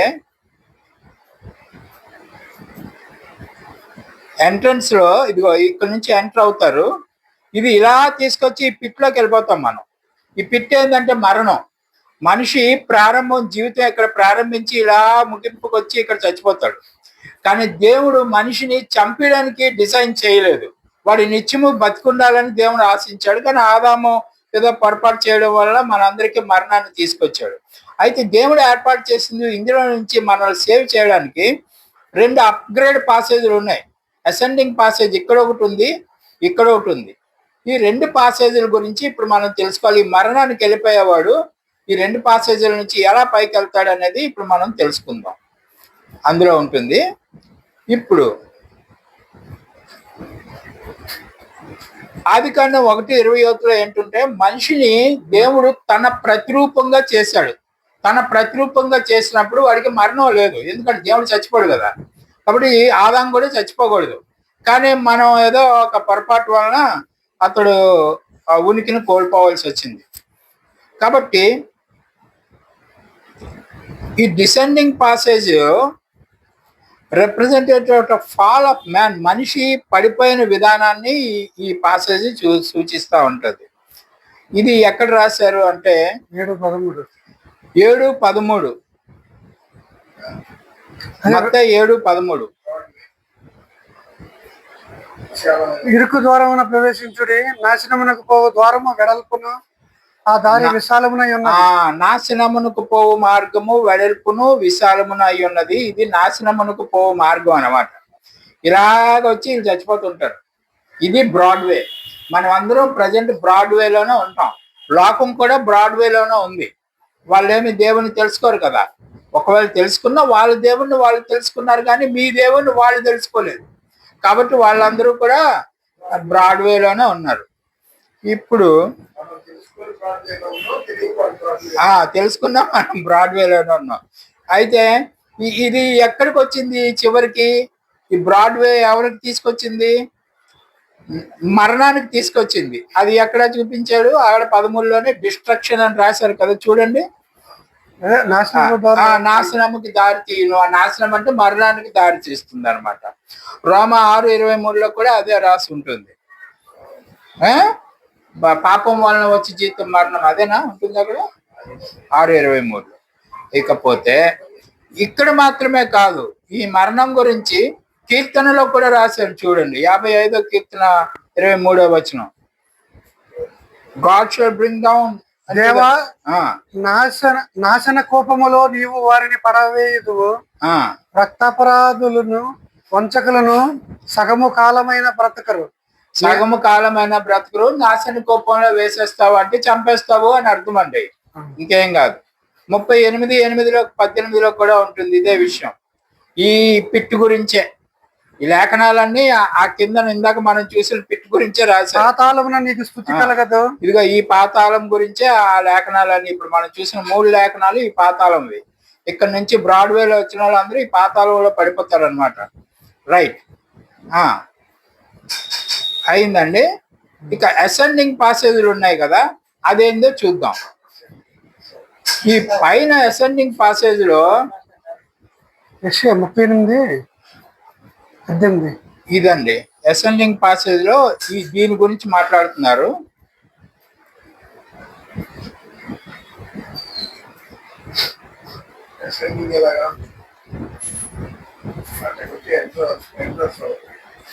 ఈ పాసేజ్ గురించి మాట్లాడుతున్నారు. ఇది అసెండింగ్ పాసేజ్. ఇక్కడ ఏముంటుందంటే మీకు తర్వాత బొమ్మలో చూపిస్తాను, వీడియోలో చూపిస్తాను. ఈ పాసేజ్ కి ఒక రెడ్ గ్రానైట్ ప్లగ్ దగ్గొచ్చారు, పైకి వెళ్లకుండా ఒక బ్లాక్ వేస్తారు అనమాట. ఏది? రెడ్ కలర్ లోది granite, red colour granite plug పెట్టారు. అందులోకి ఆవిడ వెళ్ళడానికి వీల్లేదు.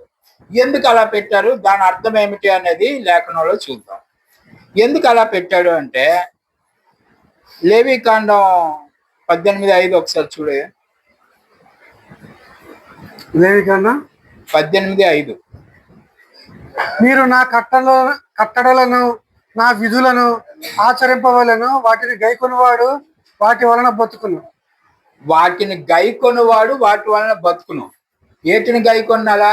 ఆజ్ఞలు కట్టడలు ఆజ్ఞలు ఇచ్చాను, వాటిని గైకొనివాడు వాటి వలన బతుకుతాడు. ఒకవేళ గైకొనకపోతే వాడేమవుతాడు? మళ్ళీ ఇందాక పిట్లోకి వచ్చేస్తాడు. రైట్.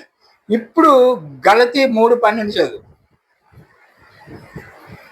గలతీ 3:12. ధర్మశాస్త్రము విశ్వాస సంబంధమైనది కాదు కానీ దాని విధులను ఆచరించేవాడు వాటి వలనే జీవించును. ధర్మశాస్త్రాన్ని ఆచరించేవాడు ధర్మశాస్త్రం వల్లనే బతుకుతాడు. కానీ ధర్మశాస్త్రం ఎవడైనా ఆచరించగలడా? ఆచరించలేడని ఆయనే చెప్తున్నాడు కదా. ధర్మశాస్త్రాన్ని ఎవరు ఆచరించలేరు, అందరూ పాపం చేసి దేవుడు అనుగ్రహించి మహిమని పొందలేకపోతున్నారు. కాబట్టి ఇప్పుడు ధర్మశాస్త్ర ప్రకారం ఏర్పాటు చేసిన ఏర్పాటే ఆ లైన్, అసెండింగ్ పాసేజ్. ఇప్పుడు ఆ లైన్లో ఎవరు వెళ్ళలేరు, ఈ లైన్లో నుంచి ఎవరు వెళ్ళలేరు, చాలా కష్టం. అందుచేత ఇక్కడ వెళ్ళగలిగినాడు ఎవరైనా ఉన్నారంటే యేసుప్రభు ఒక్కడే వెళ్ళాడు, మిగతా వాళ్ళు ఎవరు వెళ్ళలేదు ధర్మశాస్త్ర ప్రకారం. కాబట్టి దీనికి సూచనగా వాళ్ళు రెడ్ ప్లగ్ దగ్గొచ్చారు దాన్ని. అందులోంచి ఎవరు ఆ పాసేజ్ లైన్ లో ఉన్నది కానీ అందులోంచి ఎవరు వెళ్ళేది లేదు. యేసు ప్రభు వెళ్తే ప్లగ్ ఊడిపోతుంది. అది కరెక్ట్ చెప్పు, బాగా చెప్పు. ఓకే, కాబట్టి ఇప్పుడు రోమ 7:10కి వెళ్దాం బేగా. రోమ 7:10. అప్పుడు జీవార్థమైన ఆజ్ఞ నాకు మరణార్థమైనట్టు కనిపించును. జీవార్థమైన ఆజ్ఞ ఎందుకు పెట్టాడు దేవుడు? అది ధర్మశాస్త్రం నువ్వు జీవించాలని పెట్టాడు, కానీ అది ఆచరించలేక మనం ఎక్కడికి వెళ్ళిపోతున్నాం?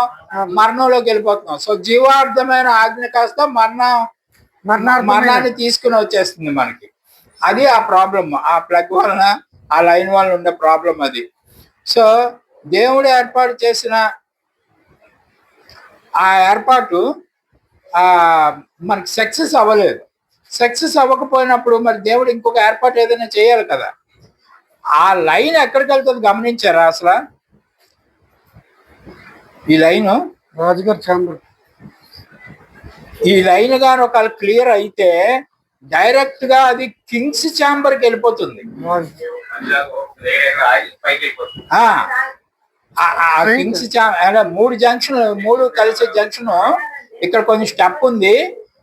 ఈ లైన్ లో నుంచి ఇలాగ వచ్చిన వాళ్ళు ఎక్కడికి వెళ్ళిపోతారు? డైరెక్ట్ గా కింగ్స్ ఛాంబర్ లోకే వెళ్ళిపోతారు. దేవుడు అనమాట కింగ్స్ ఛాంబర్ అంటే. దివ్యత్వం అని ఇందాక సమీపింపడానికి తేజస్సు అది ఇది అని చదివాం. అక్కడికి వెళ్ళిపోవడానికి అది డైరెక్ట్ లైన్. కాబట్టి ఎవరు వెళ్ళలేను అంటున్నాడు యేసు ప్రభు, చెప్పాడు కదా, ఎవరు చూడలేరు, ఎవరు వెళ్ళలేదే చెప్పాడు. ఆ లైన్ బ్లాక్ అయిపోయింది. ఇప్పుడు ఆ లైన్ ఓపెన్ చేయాలా ఎవరో ఒకళ్ళు. కాబట్టి ఒకసారి రండి. The way not really the way. ఇప్పుడు గలతీ, వీళ్ళందరూ ఎక్కడ బానిసత్వం చేస్తున్నారో గలతీ 4లో రాశారు చూడండి. ఈ సంగతులు అలంకార రూపకముగా చెప్పబడి ఉన్నవి. ఆ స్త్రీలు 2 నిబంధనలై ఉన్నారు. వాటిలో ఒకటి సినాయి కొండ సంబంధమైనది, దాస్యములో ఉండుటకు పిల్లలు కనును. ఇది హాగరు. అది హాగరు దాసి అని రాస్తుంటాం కదా. దాని బిడ్డలందరూ దాసీలు అంటారు. ఎవరికి దాసులు వీళ్ళు? కూలోళ్ళ మన ఇంట్లో? కాదు, ధర్మశాస్త్రానికి దాసులై ఉన్నారు. ఎవరు ధర్మశాస్త్రానికి దాసులుగా ప్రజెంట్ ఉన్నారు? ఇశ్రాయేలీలు, లిటరల్ ఇశ్రాయేలీలు, those who following the Moses law. మోషే ధర్మశాస్త్రం కింద ఉన్నవారు అందరూ వారు బానిసలు. దేనికి బానిసలు అంటే మనకు కాదు, బానిసలు ధర్మశాస్త్రానికి బానిసలై ఉన్నారు. వారందరినీ ఆ కొండ సూచిస్తుంది. ఆ కొండ హాగరేనా చూపిస్తుంది. ఇది హాగరు. 25. ఈ హాగరు అనున్నది అరేబియా దేశంలో ఉన్న సినాయి కొండయే. చూసారా? ప్రస్తుతం ముందున్న యెరూషలేము దాని పిల్లలతో కూడా దాస్యమందున్నది కనుక ఆ నిబంధన దానికి నీటయ్యి ఉన్నది. ఇప్పుడు మీరు క్లియర్ గా ఉన్నారు కదా. ప్రస్తుతం ఉన్న యెరూషలేము, అరేబియా, ఇవన్నీ ఎవరిని సూచిస్తున్నాయి? ఇశ్రాయేలీల దేశం. వాళ్ళు దేనికి బానిసలై ఉన్నారు? ధర్మశాస్త్రానికి బానిసలై ఉన్నారు అని లేఖనం చెప్తుంది. అయితే ఇప్పుడు వీళ్ళందరికీ ఆ ప్లగ్ లో నుంచి దారి ఉందా? లేదు, ప్లగ్ మూసేశారు కదా. కాబట్టి అదే పౌలు హెబ్రీలో చెప్తాడు, మనమందరము సంపూర్ణం అయ్యే వరకు వాళ్ళకి మోక్షం రాదని చెప్తాడు కదా. విశ్వాస వీరుల దగ్గర చెప్పారు, గుర్తుంది కదా. అవి మనం బోల్సార్లు చదివేసాం వాక్యాలన్నీ. కాబట్టి ఇదే అనమాట ప్రాబ్లం. ఇప్పుడు చూసారా, మీకు పిరమిడ్ మన స్ట్రక్చర్ ని తెలియజేస్తుందా లేదా? మ్యాటర్ మనం ఆల్రెడీ తెలుసుకున్న విషయాన్ని పిరమిడ్ తెలియజేస్తుంది లోపల నుంచి. స్టోన్స్ ఆర్ స్పీకింగ్ అంటాడు. అదే రాళ్ళు మాట్లాడుతున్నాయంటే అదే రాళ్ళు అలా మాట్లాడుతున్నాయి. మీకు తెలిసిన విషయాలే రాళ్ళు మళ్ళీ చెప్తున్నాయి. సో ఇప్పుడు వెల్ షాఫ్ట్ అని ఒకటి ఉంది. ఈ వెల్ షాఫ్ట్ ఏందో చూద్దాం.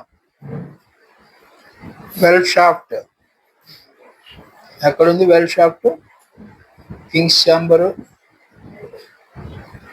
Escape shaft,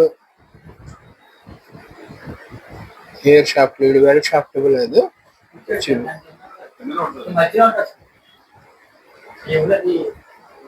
queens chamber, ground, ascending, escape shaft.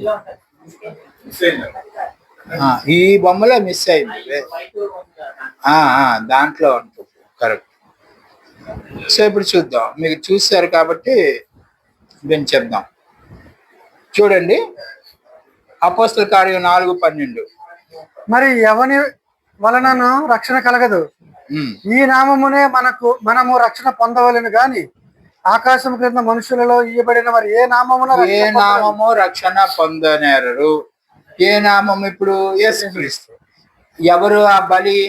లోపల ఒక బలి ఉంటుంది. ఆ బలి సింబల్ ఒక గ్రోటో ఉంటుంది, చూపిస్తాను తర్వాత. ఆ గ్రోటోలో ఈ బలికి సూచనగా ఉంటుంది. ఆయన ఓపెన్ చేస్తాడు ఈ మార్గం. ఇక్కడ ఈ బొమ్మలో లేదు, వేరే దాంట్లో చూపిస్తాను.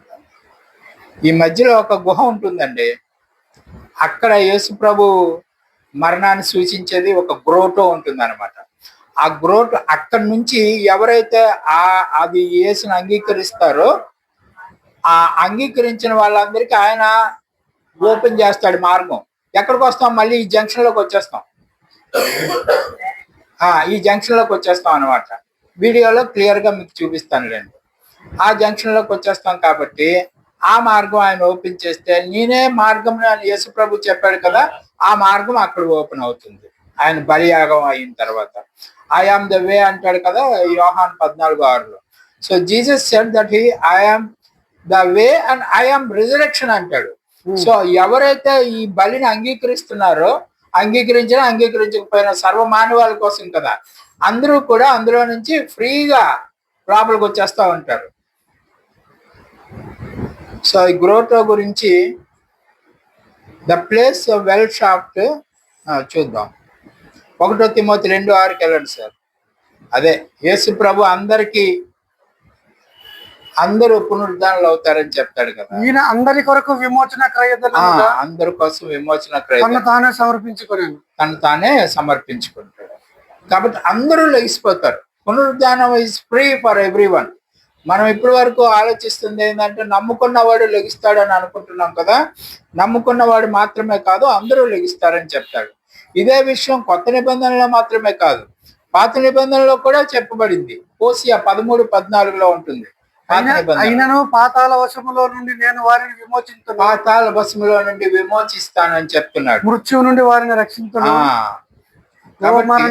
మృత్యువు నుండి రక్షిస్తాను, పాతాళం నుండి రక్షిస్తాను అంటే చచ్చిపోయిన వాళ్ళందరూ లేపుతానని అర్థం. అదే ఏమండి? హోషేయ, యెషయా కాదు, హోషేయ. అది పాత నిబంధనలో ప్రామిస్, కొత్త నిబంధనలో ప్రామిస్లు అనమాట రెండు.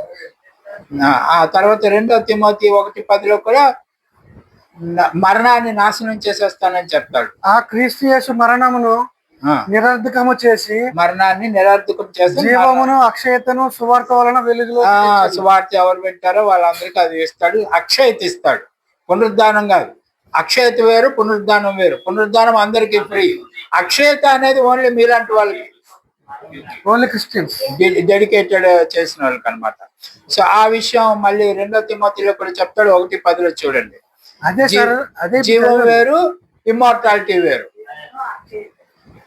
జీవం వేరు, ఇమ్మోర్టాలిటీ. క్రీస్తు యేసు ఇమ్మోర్టాలిటీ అంటే హెవెన్లీ సాల్వేషన్ అంటాడు. రోమా 2:7లో ఉంది. He will give ever lasting life and who search for the, ఎవరైతే మహిమను ఘనతని సత్క్రియలు ఓపికగా చేయొచ్చు మహిమను ఘనతను అక్షయతను వెదుకు వారికి జీవం. ఇమ్మోర్టాలిటీ వేరు. ఆ ఎతికే వాళ్ళకి దొరుకుతుంది, క్రైస్తవులు అయిన వాళ్ళందరికీ దొరకదు. క్రైస్తవులు అందరూ అయిపోతారు. ఎవరు చెప్పాను కదా ఇందాక, అనేక మందిని క్రీస్తులో వేసేస్తా ఉంటాం మనం. అయితే వచ్చేసిన వాళ్ళందరూ అన్ని ఎతకరు. ఇప్పుడు ఈయన చెప్పినవన్నీ ఎతకరు. మామూలు క్రైస్తవులు అయిపోయాం చాలు, యేసు ప్రభువుని నమ్ముకున్నామండి, పేరు మార్చుకున్నామండి, బాప్టిజం తీసుకున్నామండి, చర్చికి వెళ్తామండి, వైద్యం చేసుకుంటామండి, ఇలాంటివి చెప్తా ఉంటారు. కానీ వీటిని ఎతకరు. మహిమ ఘనత ఏవో ఇస్తానన్నాడు కదా దేవుడు, అవి వెతకరు. అవన్నీ వెతికేవాడికి నిత్యజీవం కన్ఫర్మ్ చేస్తాను. మిగతా వాళ్ళందరికీ నిత్యజీవం కన్ఫర్మ్ చేయను. అది చచ్చిపోతారని కాదు. నిత్యజీవం అనేటువంటిది దేవునికి, యేసు ప్రభువుకి మాత్రమే ఉండే ఒక క్వాలిటీ. అక్షయత, సమీపింపరాని తేజస్సు అని ఇందాక మనం చదువుకున్నాం. ఆ క్వాలిటీస్ అనమాట నిత్య జీవంలో ఉంటాయి, మిగతా వాళ్ళకి లేవు. సో గ్రాండ్ గ్యాలరీ అని ఇంకొకటి ఉన్నది. గ్రాండ్ గ్యాలరీ కూడా మీరు బొమ్మలో చూసే ఉంటారు. అదే జంక్షన్, ఇదిగా పెద్దది ఉన్నది కదా. గ్రాండ్ గ్యాలరీ అంటే పెద్దది ఉంటది. ఈ జంక్షన్ లోకి వచ్చిన తర్వాత ఈ పెద్ద రోడ్ లో వెళ్తారు అనమాట. అవన్నీ మీకు ఒరిజినల్ ఫొటోస్ మీకు వీడియోలో చూపిస్తాను.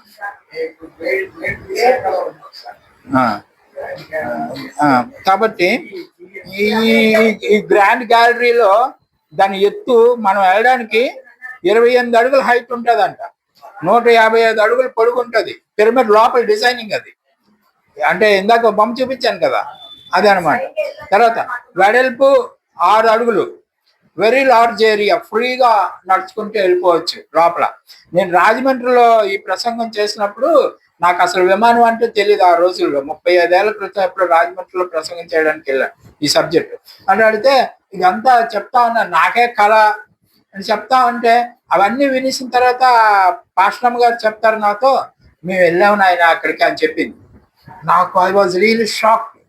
అందులోకి మీరు వెళ్ళారు అని ఆశ్చర్యపోయినప్పుడు అప్పుడు ఫోటోలు గట్రా చూపించి వాళ్ళు వెళ్ళారు ఇందులోకి. ఏమంటారు, గ్రేట్ పిరమిడ్ లోకి వెళ్ళారు వాళ్ళు. వెళ్ళి టూరిజం ఇప్పుడు అందరూ వెళ్ళొచ్చు, మనం కూడా వెళ్ళొచ్చు, డబ్బులు ఉండాలి అంతే. ఆ సందులోకి వెళ్ళడం, ఆ విశాలమైన రోడ్డు, అవి ఎంత కంజెస్టెడ్ గా ఉన్న ప్లేస్లు ఉంటాయి లోపల, ఓపెన్ గా ఫ్రీగా నడిచే ప్లేస్లు ఉంటాయి. అవన్నీ గ్రాండ్ గ్యాలరీలోకి వెళ్ళేది అనమాట. So what it is represents అంటే ఇది హెవెన్లీ కాలింగ్, పరలోక పిలుపు అని మనం చెప్తున్నాం కదా. ఈ పరలోక పిలుపు అందరికీ ఉంటుంది. ఈ హెబ్రీ 3:1 ఉంటుంది. పరలోక పిలుపు అనేది అందరికీ ఉంటుంది, కానీ అందరూ వెళ్ళరు.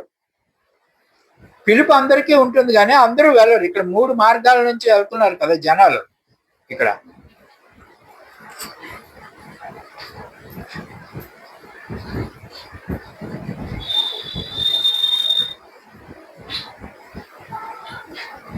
ఇది గ్రాండ్ గ్యాలరీ. ఈ గ్రాండ్ గ్యాలరీలోకి వెళ్ళేదానికి పరలోక పిలుపు అందరికీ ఉంటుంది. ఇటు నుంచి వచ్చే వాళ్ళకి, ఇటు నుంచి వచ్చే వాళ్ళకి, ఇటు నుంచి వచ్చే వాళ్ళకి అందరికీ ఉంటుంది. కానీ ఎవరు వెళ్తారా అనేది ఇప్పుడు సమస్య. అందరూ వెళ్ళడానికి అది సాధ్యమయ్యే పరిస్థితి ఉండదు అక్కడ. ఎందుకు ఉండదో చూద్దాం. Liberty wherewith Christ was made us free. యేసుక్రీస్తు వారు చేసిన మహాత్యాగం ద్వారా మనందరికీ ఆ పరలోక పిలుపులోకి వెళ్ళే అవకాశం కలుగుతుంది. అంటే దేవునితో పాటు సమానంగా పక్కన కూర్చునే యోగ్యత కలుగుతూ ఉంటుంది అన్నమాట. సో ఇప్పుడు grand gallery is a fitting picture of the Christian calling.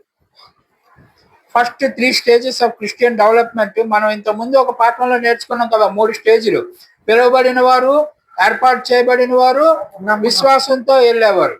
ఈ విశ్వాసంతో వెళ్ళే వాళ్ళే ఆ గ్రాండ్ గ్యాలరీ ఎక్కుతున్నారు, అందరూ ఎక్కరు.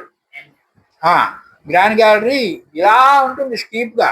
తర్వాత మీరు వీడియోలో చూద్దరు, కానీ ఆ ఎక్కేది ఎంతో కష్టం అవుతుంది అనమాట. కాబట్టి ఎక్కినట్టు ఉంటుంది సార్, కరెక్ట్. కింద కన్నాలు ఉంటాయి, కన్నాల్లో కాళ్ళు ఉండిపోతాయట. అటు ఇటు కన్నాలు ఉంటాయి, ఆ కన్నాలు దాటుకుని ఎక్కాలి. సో ఈ విధంగా ఆ గ్రాండ్ గ్యాలరీ విశ్వాసులు జస్టిఫైడ్ వాళ్ళే పైకి ఎక్కుతారన్నమాట, చివరి వరకు విశ్వాసంతో ఉండేవాళ్ళు. రోమా 5:1 ఇంకో మాట ఉంటుంది, జస్టిఫైడ్ బై ఫెయిత్. ఒకసారి చదవండి. కాబట్టి విశ్వాసం మూలమున మనము నీతిమంతులుగా తీర్చబడి మన ప్రభు అయిన యేసుక్రీస్తు ద్వారా దేవునితో సమాధానము కలిగి ఉందుము. దేవునితో సమాధానం కలిగి ఉందుము. ఎవరి ద్వారా? యేసుక్రీస్తు ద్వారా. There are 2 personalities. God is different to the Jesus Christ. యేసుక్రీస్తు ద్వారా మీరు దేవునితో సమాధానం పడతారు. ఎప్పుడు? యేసుక్రీస్తునందు విశ్వాసం ఉంచినప్పుడు. యేసుక్రీస్తునందు విశ్వాసం ఉంచడం అంటే యేసుక్రీస్తు దేవుడండి అని అంటే కాదు. యేసుక్రీస్తు ఏం చెప్పాడో దాన్ని మీరు నమ్మినప్పుడు విశ్వాసం ఉంచినట్లు లెక్క. యేసుక్రీస్తు ఏం చెప్పాడు? యేసుక్రీస్తు ఏం చెప్పాడు కదా? నా ద్వారా తప్ప ఎవడు దేవుని దగ్గరికి వెళ్ళలేడని చెప్పాడు. నువ్వే దేవుడు కదా అంటే నేను వెళ్ళను అనమాట పైకి. అర్థమవుతుందా నా పాయింట్? యేసుక్రీస్తు ద్వారా దేవుని దగ్గరికి వెళ్ళాలి. ఈ పట్టుకుని నువ్వే దేవుడు అంటే ఇక నేను అక్కడ పైకి వెళ్ళనుగా, ఇక్కడ ఆగిపోతున్నాను. అది కాబట్టి పరలోక పిలుపుని రీచ్ అవ్వడం చాలా కష్టం క్రైస్తవులైన వారు. మనం అనుకుంటాం యేసుని నమ్ముకోగానే పరలోక పిలుపు వచ్చింది పైకి వెళ్ళిపోతున్నాను అనుకుంటాం. The law was a school master. అందుకనే 5 ఒకటి చదివిస్తాడండి. అది గలతీ 3:24 చదవాలి. ఇప్పుడు చదువు బాబు. కాబట్టి మనము విశ్వాస మూలమున నీతిమంతులమని తీర్చబడినట్లు క్రీస్తు నొద్దకు మనలను నడిపించుటకు ధర్మశాస్త్రము మనకు బాల శిక్షకుడు. ధర్మశాస్త్రము బాల శిక్ష ఆయన స్కూల్ మాస్టర్ అయింది. ఇప్పుడు ధర్మశాస్త్రంతో మనం ఏమి పైకి వెళ్ళాం, ఎందుకంటే దారిలో ప్లగ్ దగ్గొచ్చారు, ఆ దారి వెళ్ళాం. కాబట్టి ధర్మశాస్త్రం ద్వారా యేసుని తెలుసుకుని ఆ యేసు ద్వారా వేరే లైన్లో వెళ్ళాలి. మనం పైకి దేవుని రీచ్ అవ్వాలంటే అక్కడ అవ్వదు, డైరెక్ట్ గా అవ్వదు. ఈ కిందకు వచ్చి కిందన యేసు చేసిన త్యాగాన్ని బట్టి యేసుని తెలుసుకుని ఆయన చెప్పిన మార్గంలో నడుచుకుంటూ మళ్ళీ పైకి రీచ్ అవ్వాలి. అది ఆయన చెప్పింది, గ్రాండ్ గ్యాలరీకి రీచ్ అవ్వాలి. సో మాథ్యూ 11:28-30 చూడండి. మాథ్యూ 11:28 నుంచి.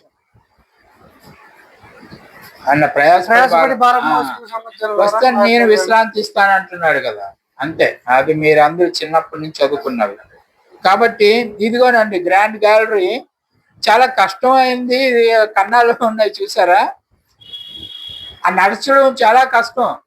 పరలోక పిలుపుకి క్రీస్తులోకి వచ్చేయడం సులువే, క్రిస్టియానిటీని వశం చేసుకోవడం సులువే. ఎవరో అయ్యగారు పాస్టర్ గారు లాంటి వాళ్ళు బాప్టిజం ఇచ్చిస్తే నేను క్రైస్తవుడిని అయిపోతాను.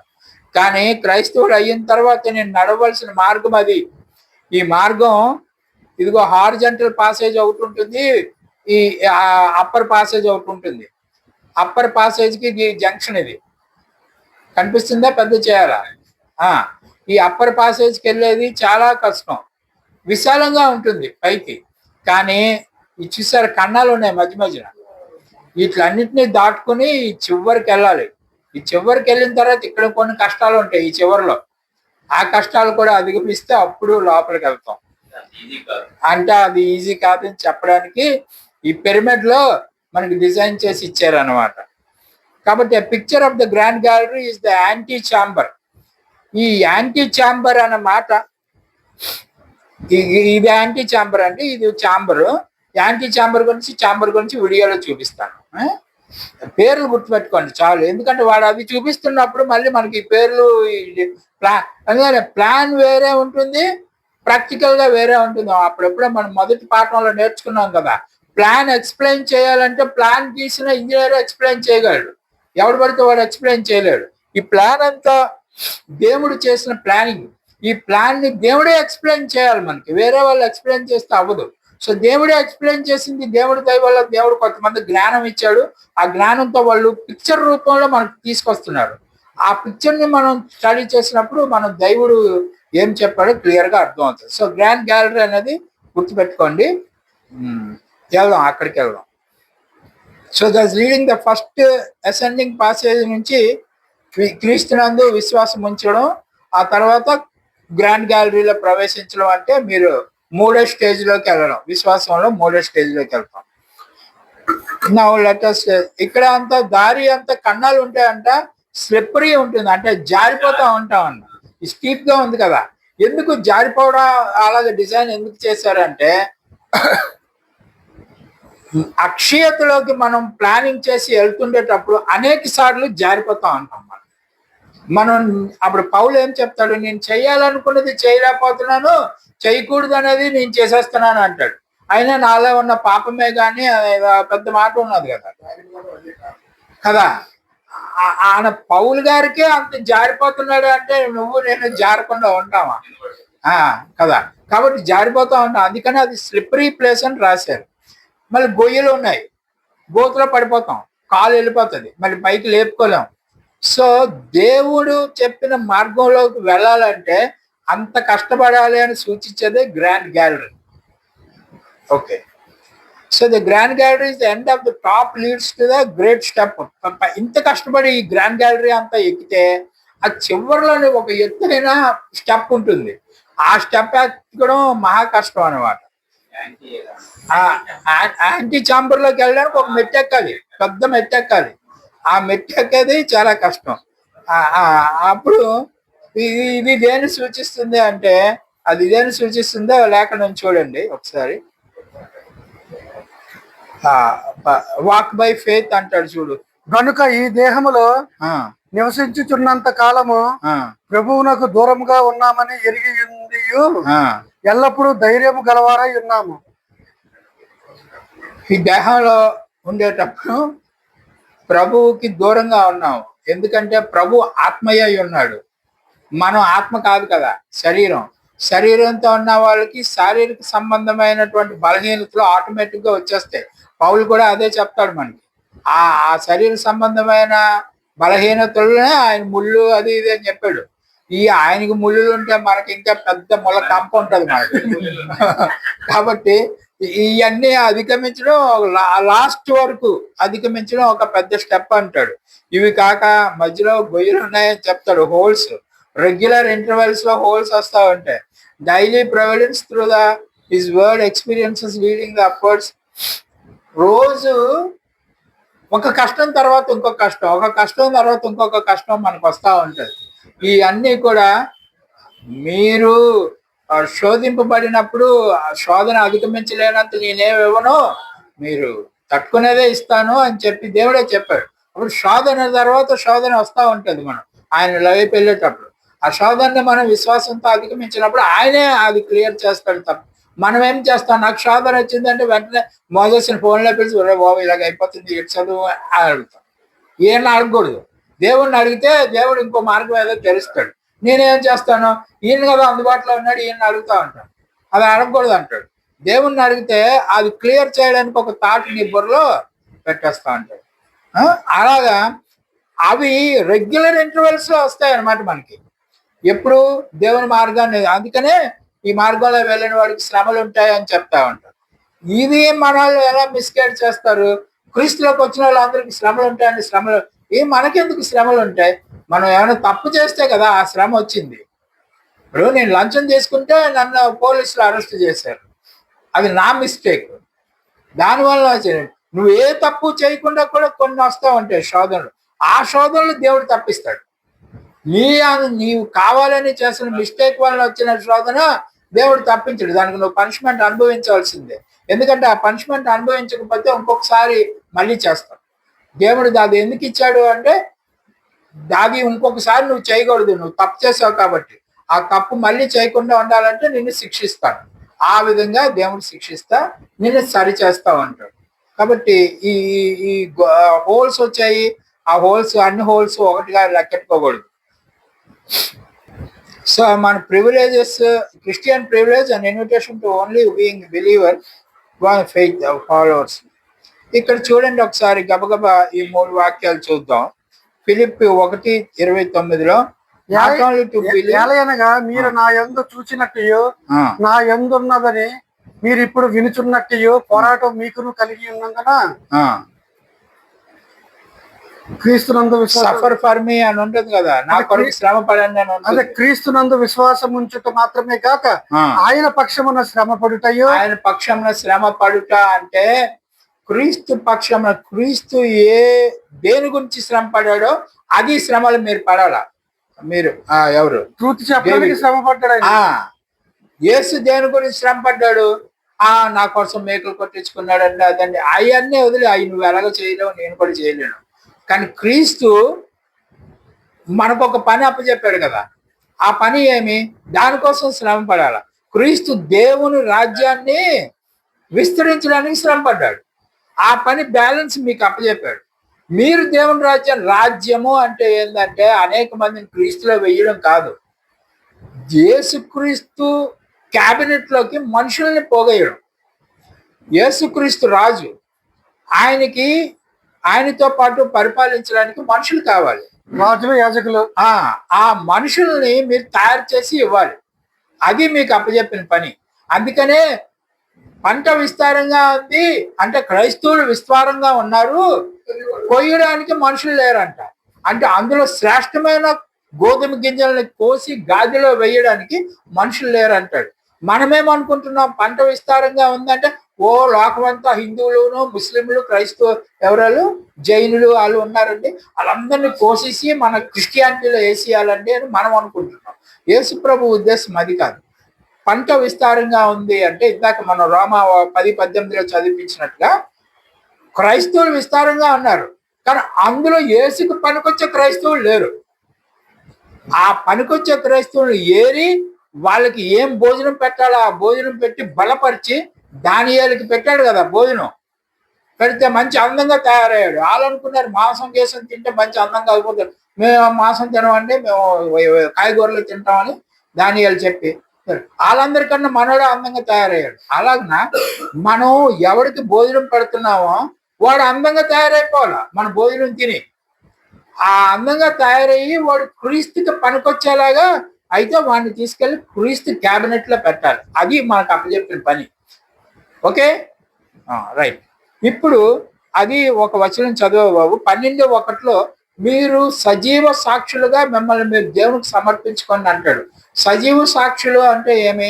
కాబట్టి సహోదరుల బలియాగం,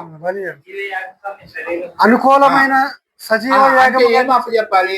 మీ సమయాన్ని దేవుని కోసం వెచ్చించాలి, మీ శక్తిని దేవుని కోసం వెచ్చించాలి, మీ తలాంతులను దేవుని కోసం వెచ్చించాలి, మీ డబ్బులు ఏమైనా ఉంటే దేవుని కోసం ఖర్చు పెట్టాలి. అంటే ఊరిక 10% అక్కడ ఇచ్చేయండి ఇక్కడ ఇచ్చేయండి నాకు ఇచ్చేయండి అయ్యేం కాదు. ఇప్పుడు మేము ఇదంతా ఖర్చు పెడుతున్నాం కదా, ఇవన్నీ సెట్టింగ్స్ అన్ని మోజెస్ ఖర్చు పెట్టాడు. ఈ కరెంటు ఇవన్నీ నావి, సామాన్లన్నీ ఆయనవి. మేము ఈ ఖర్చు పెడుతున్నందుకు ఏం బాధపడట్లేదు, చాలా సంతోషం మీద ఖర్చు పెడుతున్నాం. అలాగనే ఈ ఖర్చులు మీ దగ్గర అక్కడ మేము తీసుకోవట్లేదు, వీఆర్ స్పెండింగ్ సంతోషంతో మేము ఖర్చు పెడుతున్నాం. అంటే మా ధనము, మా శక్తి, మా తలాంతుల్ని, సమయాన్ని దేవుని కోసం వెచ్చించడానికి మేము సంతోషంగా ఉన్నాం. సో ఇది మమ్మల్ని మేము ఏమని సజీవ యాగంగా సమర్పించుకున్న అకౌంట్ లోకి వెళ్ళిపోతాయి. దీనివల్ల మాకు ఇప్పుడేం బెనిఫిట్ ఉండదు. కానీ సుందరరాజు గారు చెప్తారు, మేము పరలోకంలో చాలా దాస్తున్నాం నేను మా ఆవిడను అని చెప్తాడు ఆయన. దాస్తే దాయొచ్చు, ఇవన్నీ పైకి వెళ్ళిపోతాయి, మాకు ఇక్కడైతే బెనిఫిట్లు ఉండవు. రైట్. ఇంకొక పాయింట్కి వెళ్దాం. 1 పేతురు 2:21 2:20 యూ షుడ్ ఫాలో ఈ స్టెప్స్ అన్నాడు. క్రీస్తు కూడా మీ కొరకు బాధపడి మీరు తన అడుగుజాడల యందు నడుచుకున్నట్లు మీకు మాదిరి ఉంచిపోయాను. మీకు మాదిరి యేసు క్రీస్తు ఎలాగనా మీకు మాదిరి ఉంచాడో అది మనం ఫాలో అవ్వాలి. ది గ్రేట్ స్టెప్ అది యాంటీ ఛాంబర్. యాంటీ ఛాంబర్ లో ఒక పెద్ద మెట్టు ఎక్కాలని చెప్పాం కదా, ఆ పెద్ద మెట్టు ఏందో చూద్దాం. It is called the great step. Anti chamber platform called అది పెద్ద ఉంటుంది. And the way down to the grand gallery representing the look back calling your life.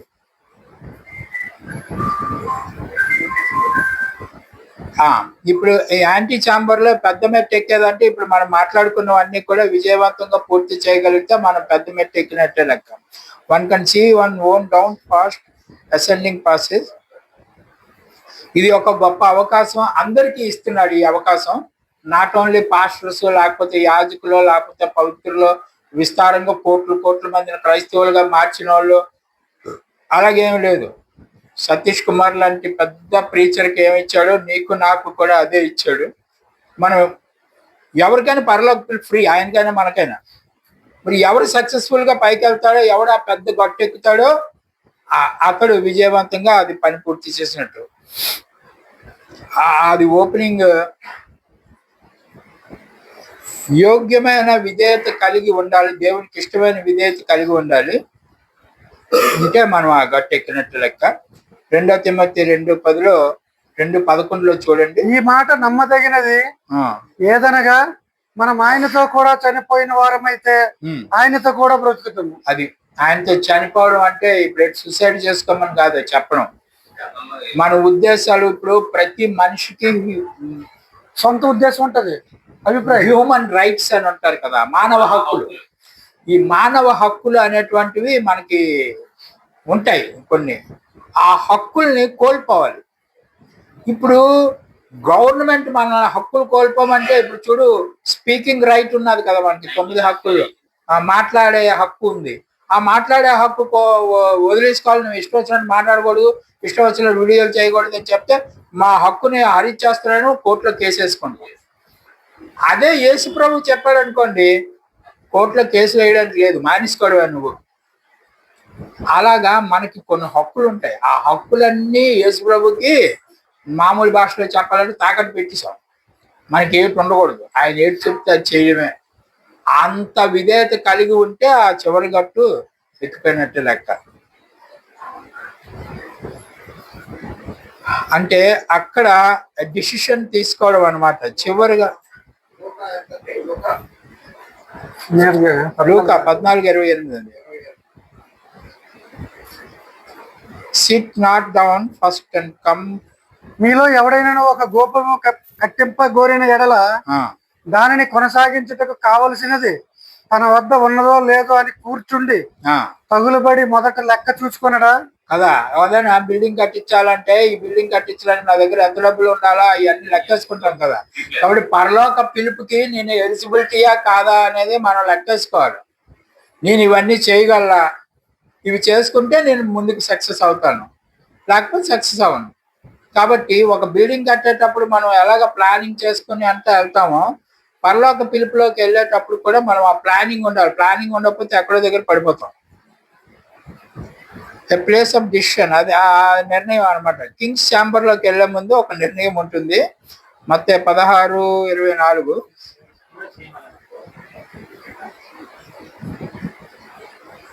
అప్పుడు యేసు తన శిష్యులను చూసి ఎవడైనా నన్ను వెంపడింప కోరిన ఎడల తన్ను తాను ఉపేక్షించుకొని తన సిలువను ఎత్తుకొని నన్ను వెంబడింపవలెను.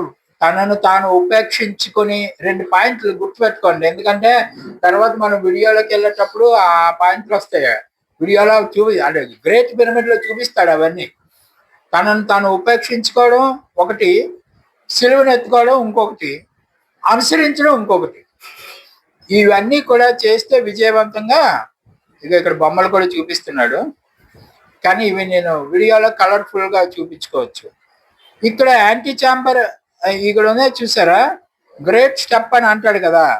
గ్రేట్ స్టెప్ బాణం వేసి చూపించారు చూడండి. ఆ గట్టు ఎక్కాలి ఫస్ట్ మనం.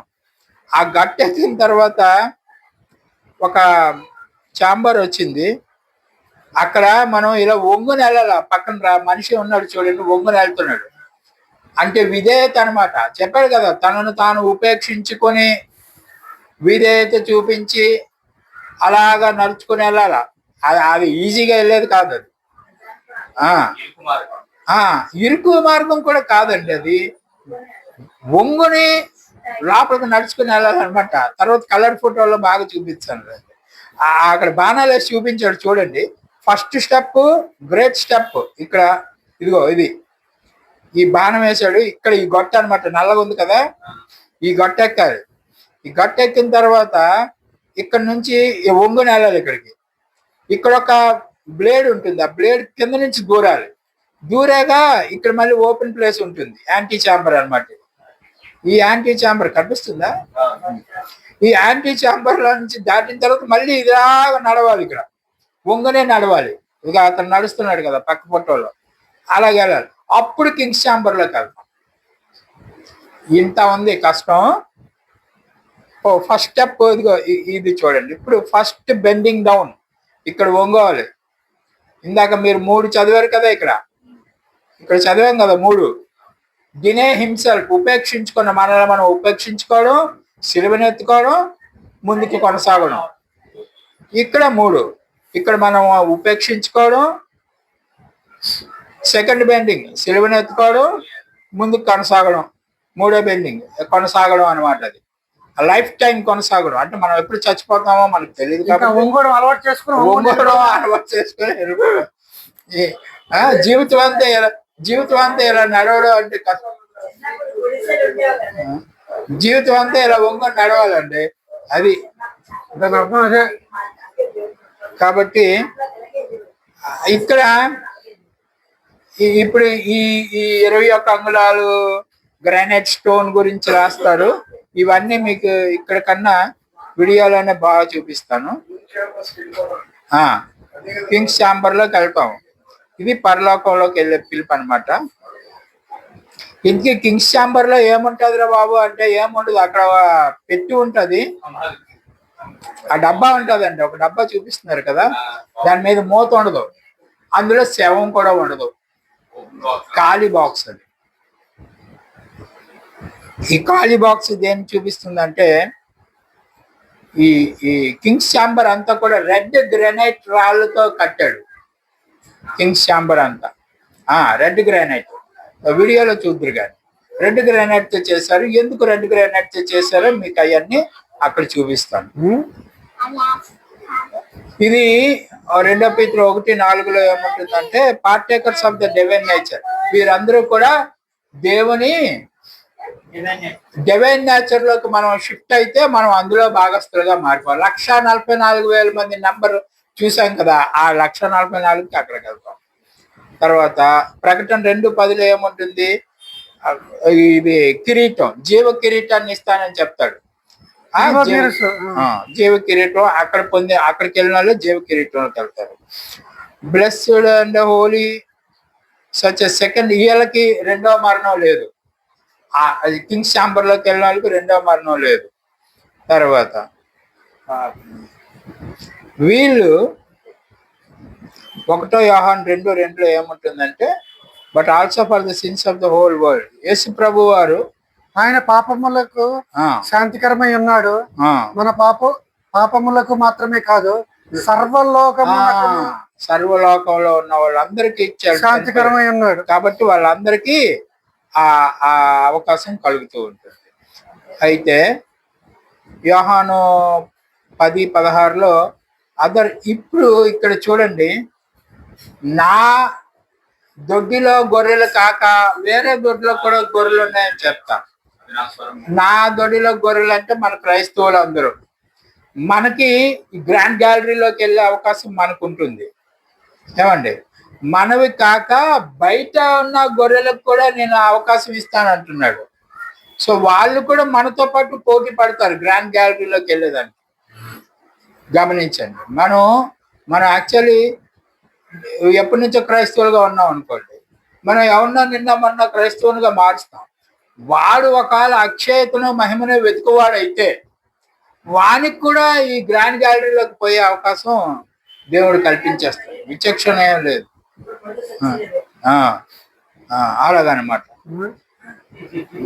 అప్పుడు we shall never die, salvation of the world is also shown in the great pyramid. కాబట్టి ప్రపంచం అంతా కూడా క్రీస్తులోకి వచ్చేయడానికి అవకాశం కల్పిస్తున్నాం. కాబట్టి అది కూడా గ్రేట్ పిరమిడ్ లో డిజైన్ చేయబడి ఉన్నది. హారిజంటల్ పాసేజ్ లో, హారిజంటల్ పాసేజ్ ఒకసారి చూద్దాం.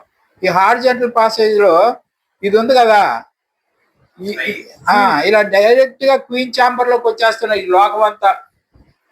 వీళ్ళు అక్షయతని వెతకమని చెప్పాం, ఆప్షన్ వాళ్ళకి కూడా ఉంది, కానీ వాళ్ళు రారు అక్షయతలోకి. మాకెందుకండి యేసు ప్రభు అనుకుని చచ్చిపోయినా ఉచితంగా యేసు ప్రభు వాళ్ళ కొరకు చనిపోయాడు. కాబట్టి వీళ్ళందరూ ఈ ఫ్రీగా ఈ క్వీన్ ఛాంబర్ లోకి వచ్చేస్తారు. కనిపించారా? హారిజంటల్ లైన్ ఉంది కదా, వాళ్ళకే శ్రమ ఏమి ఉండదు, డైరెక్ట్ గా చచ్చిపోవడం, లెగ్స్ ఇందులోకి వచ్చేయడమే.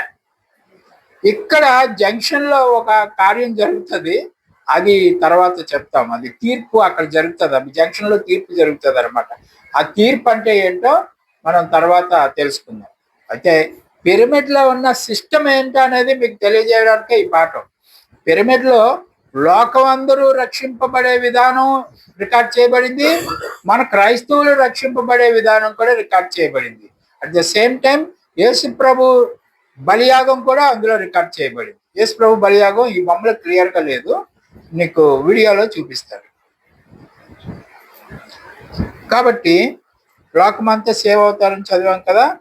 అయితే మిలీనియం ఏజ్, ఇంతకీ ఇది మనం టైం లైన్ కూడా ఇందులో ఉందని చెప్పాను కదా. 6,000 years. యేసు ప్రభు ఆదాం దగ్గర నుంచి యేసు ప్రభు వరకు 6,000 సంవత్సరాలు. యేసు ప్రభు దగ్గర నుంచి ఒక టైం ఉంటుంది, అక్కడి నుంచి 1000 సంవత్సరాలు, మొత్తం 7,000 సంవత్సరం ముగింపు వరకు అందులో టైం లైన్ రికార్డ్ చేయబడి ఉన్నది. ఎలా రికార్డ్ చేయబడి ఉన్నదో తర్వాత చూద్దాం. కాబట్టి ఇది ఇక్కడికి ఆపి మీకు వీడియో చూపిస్తాను.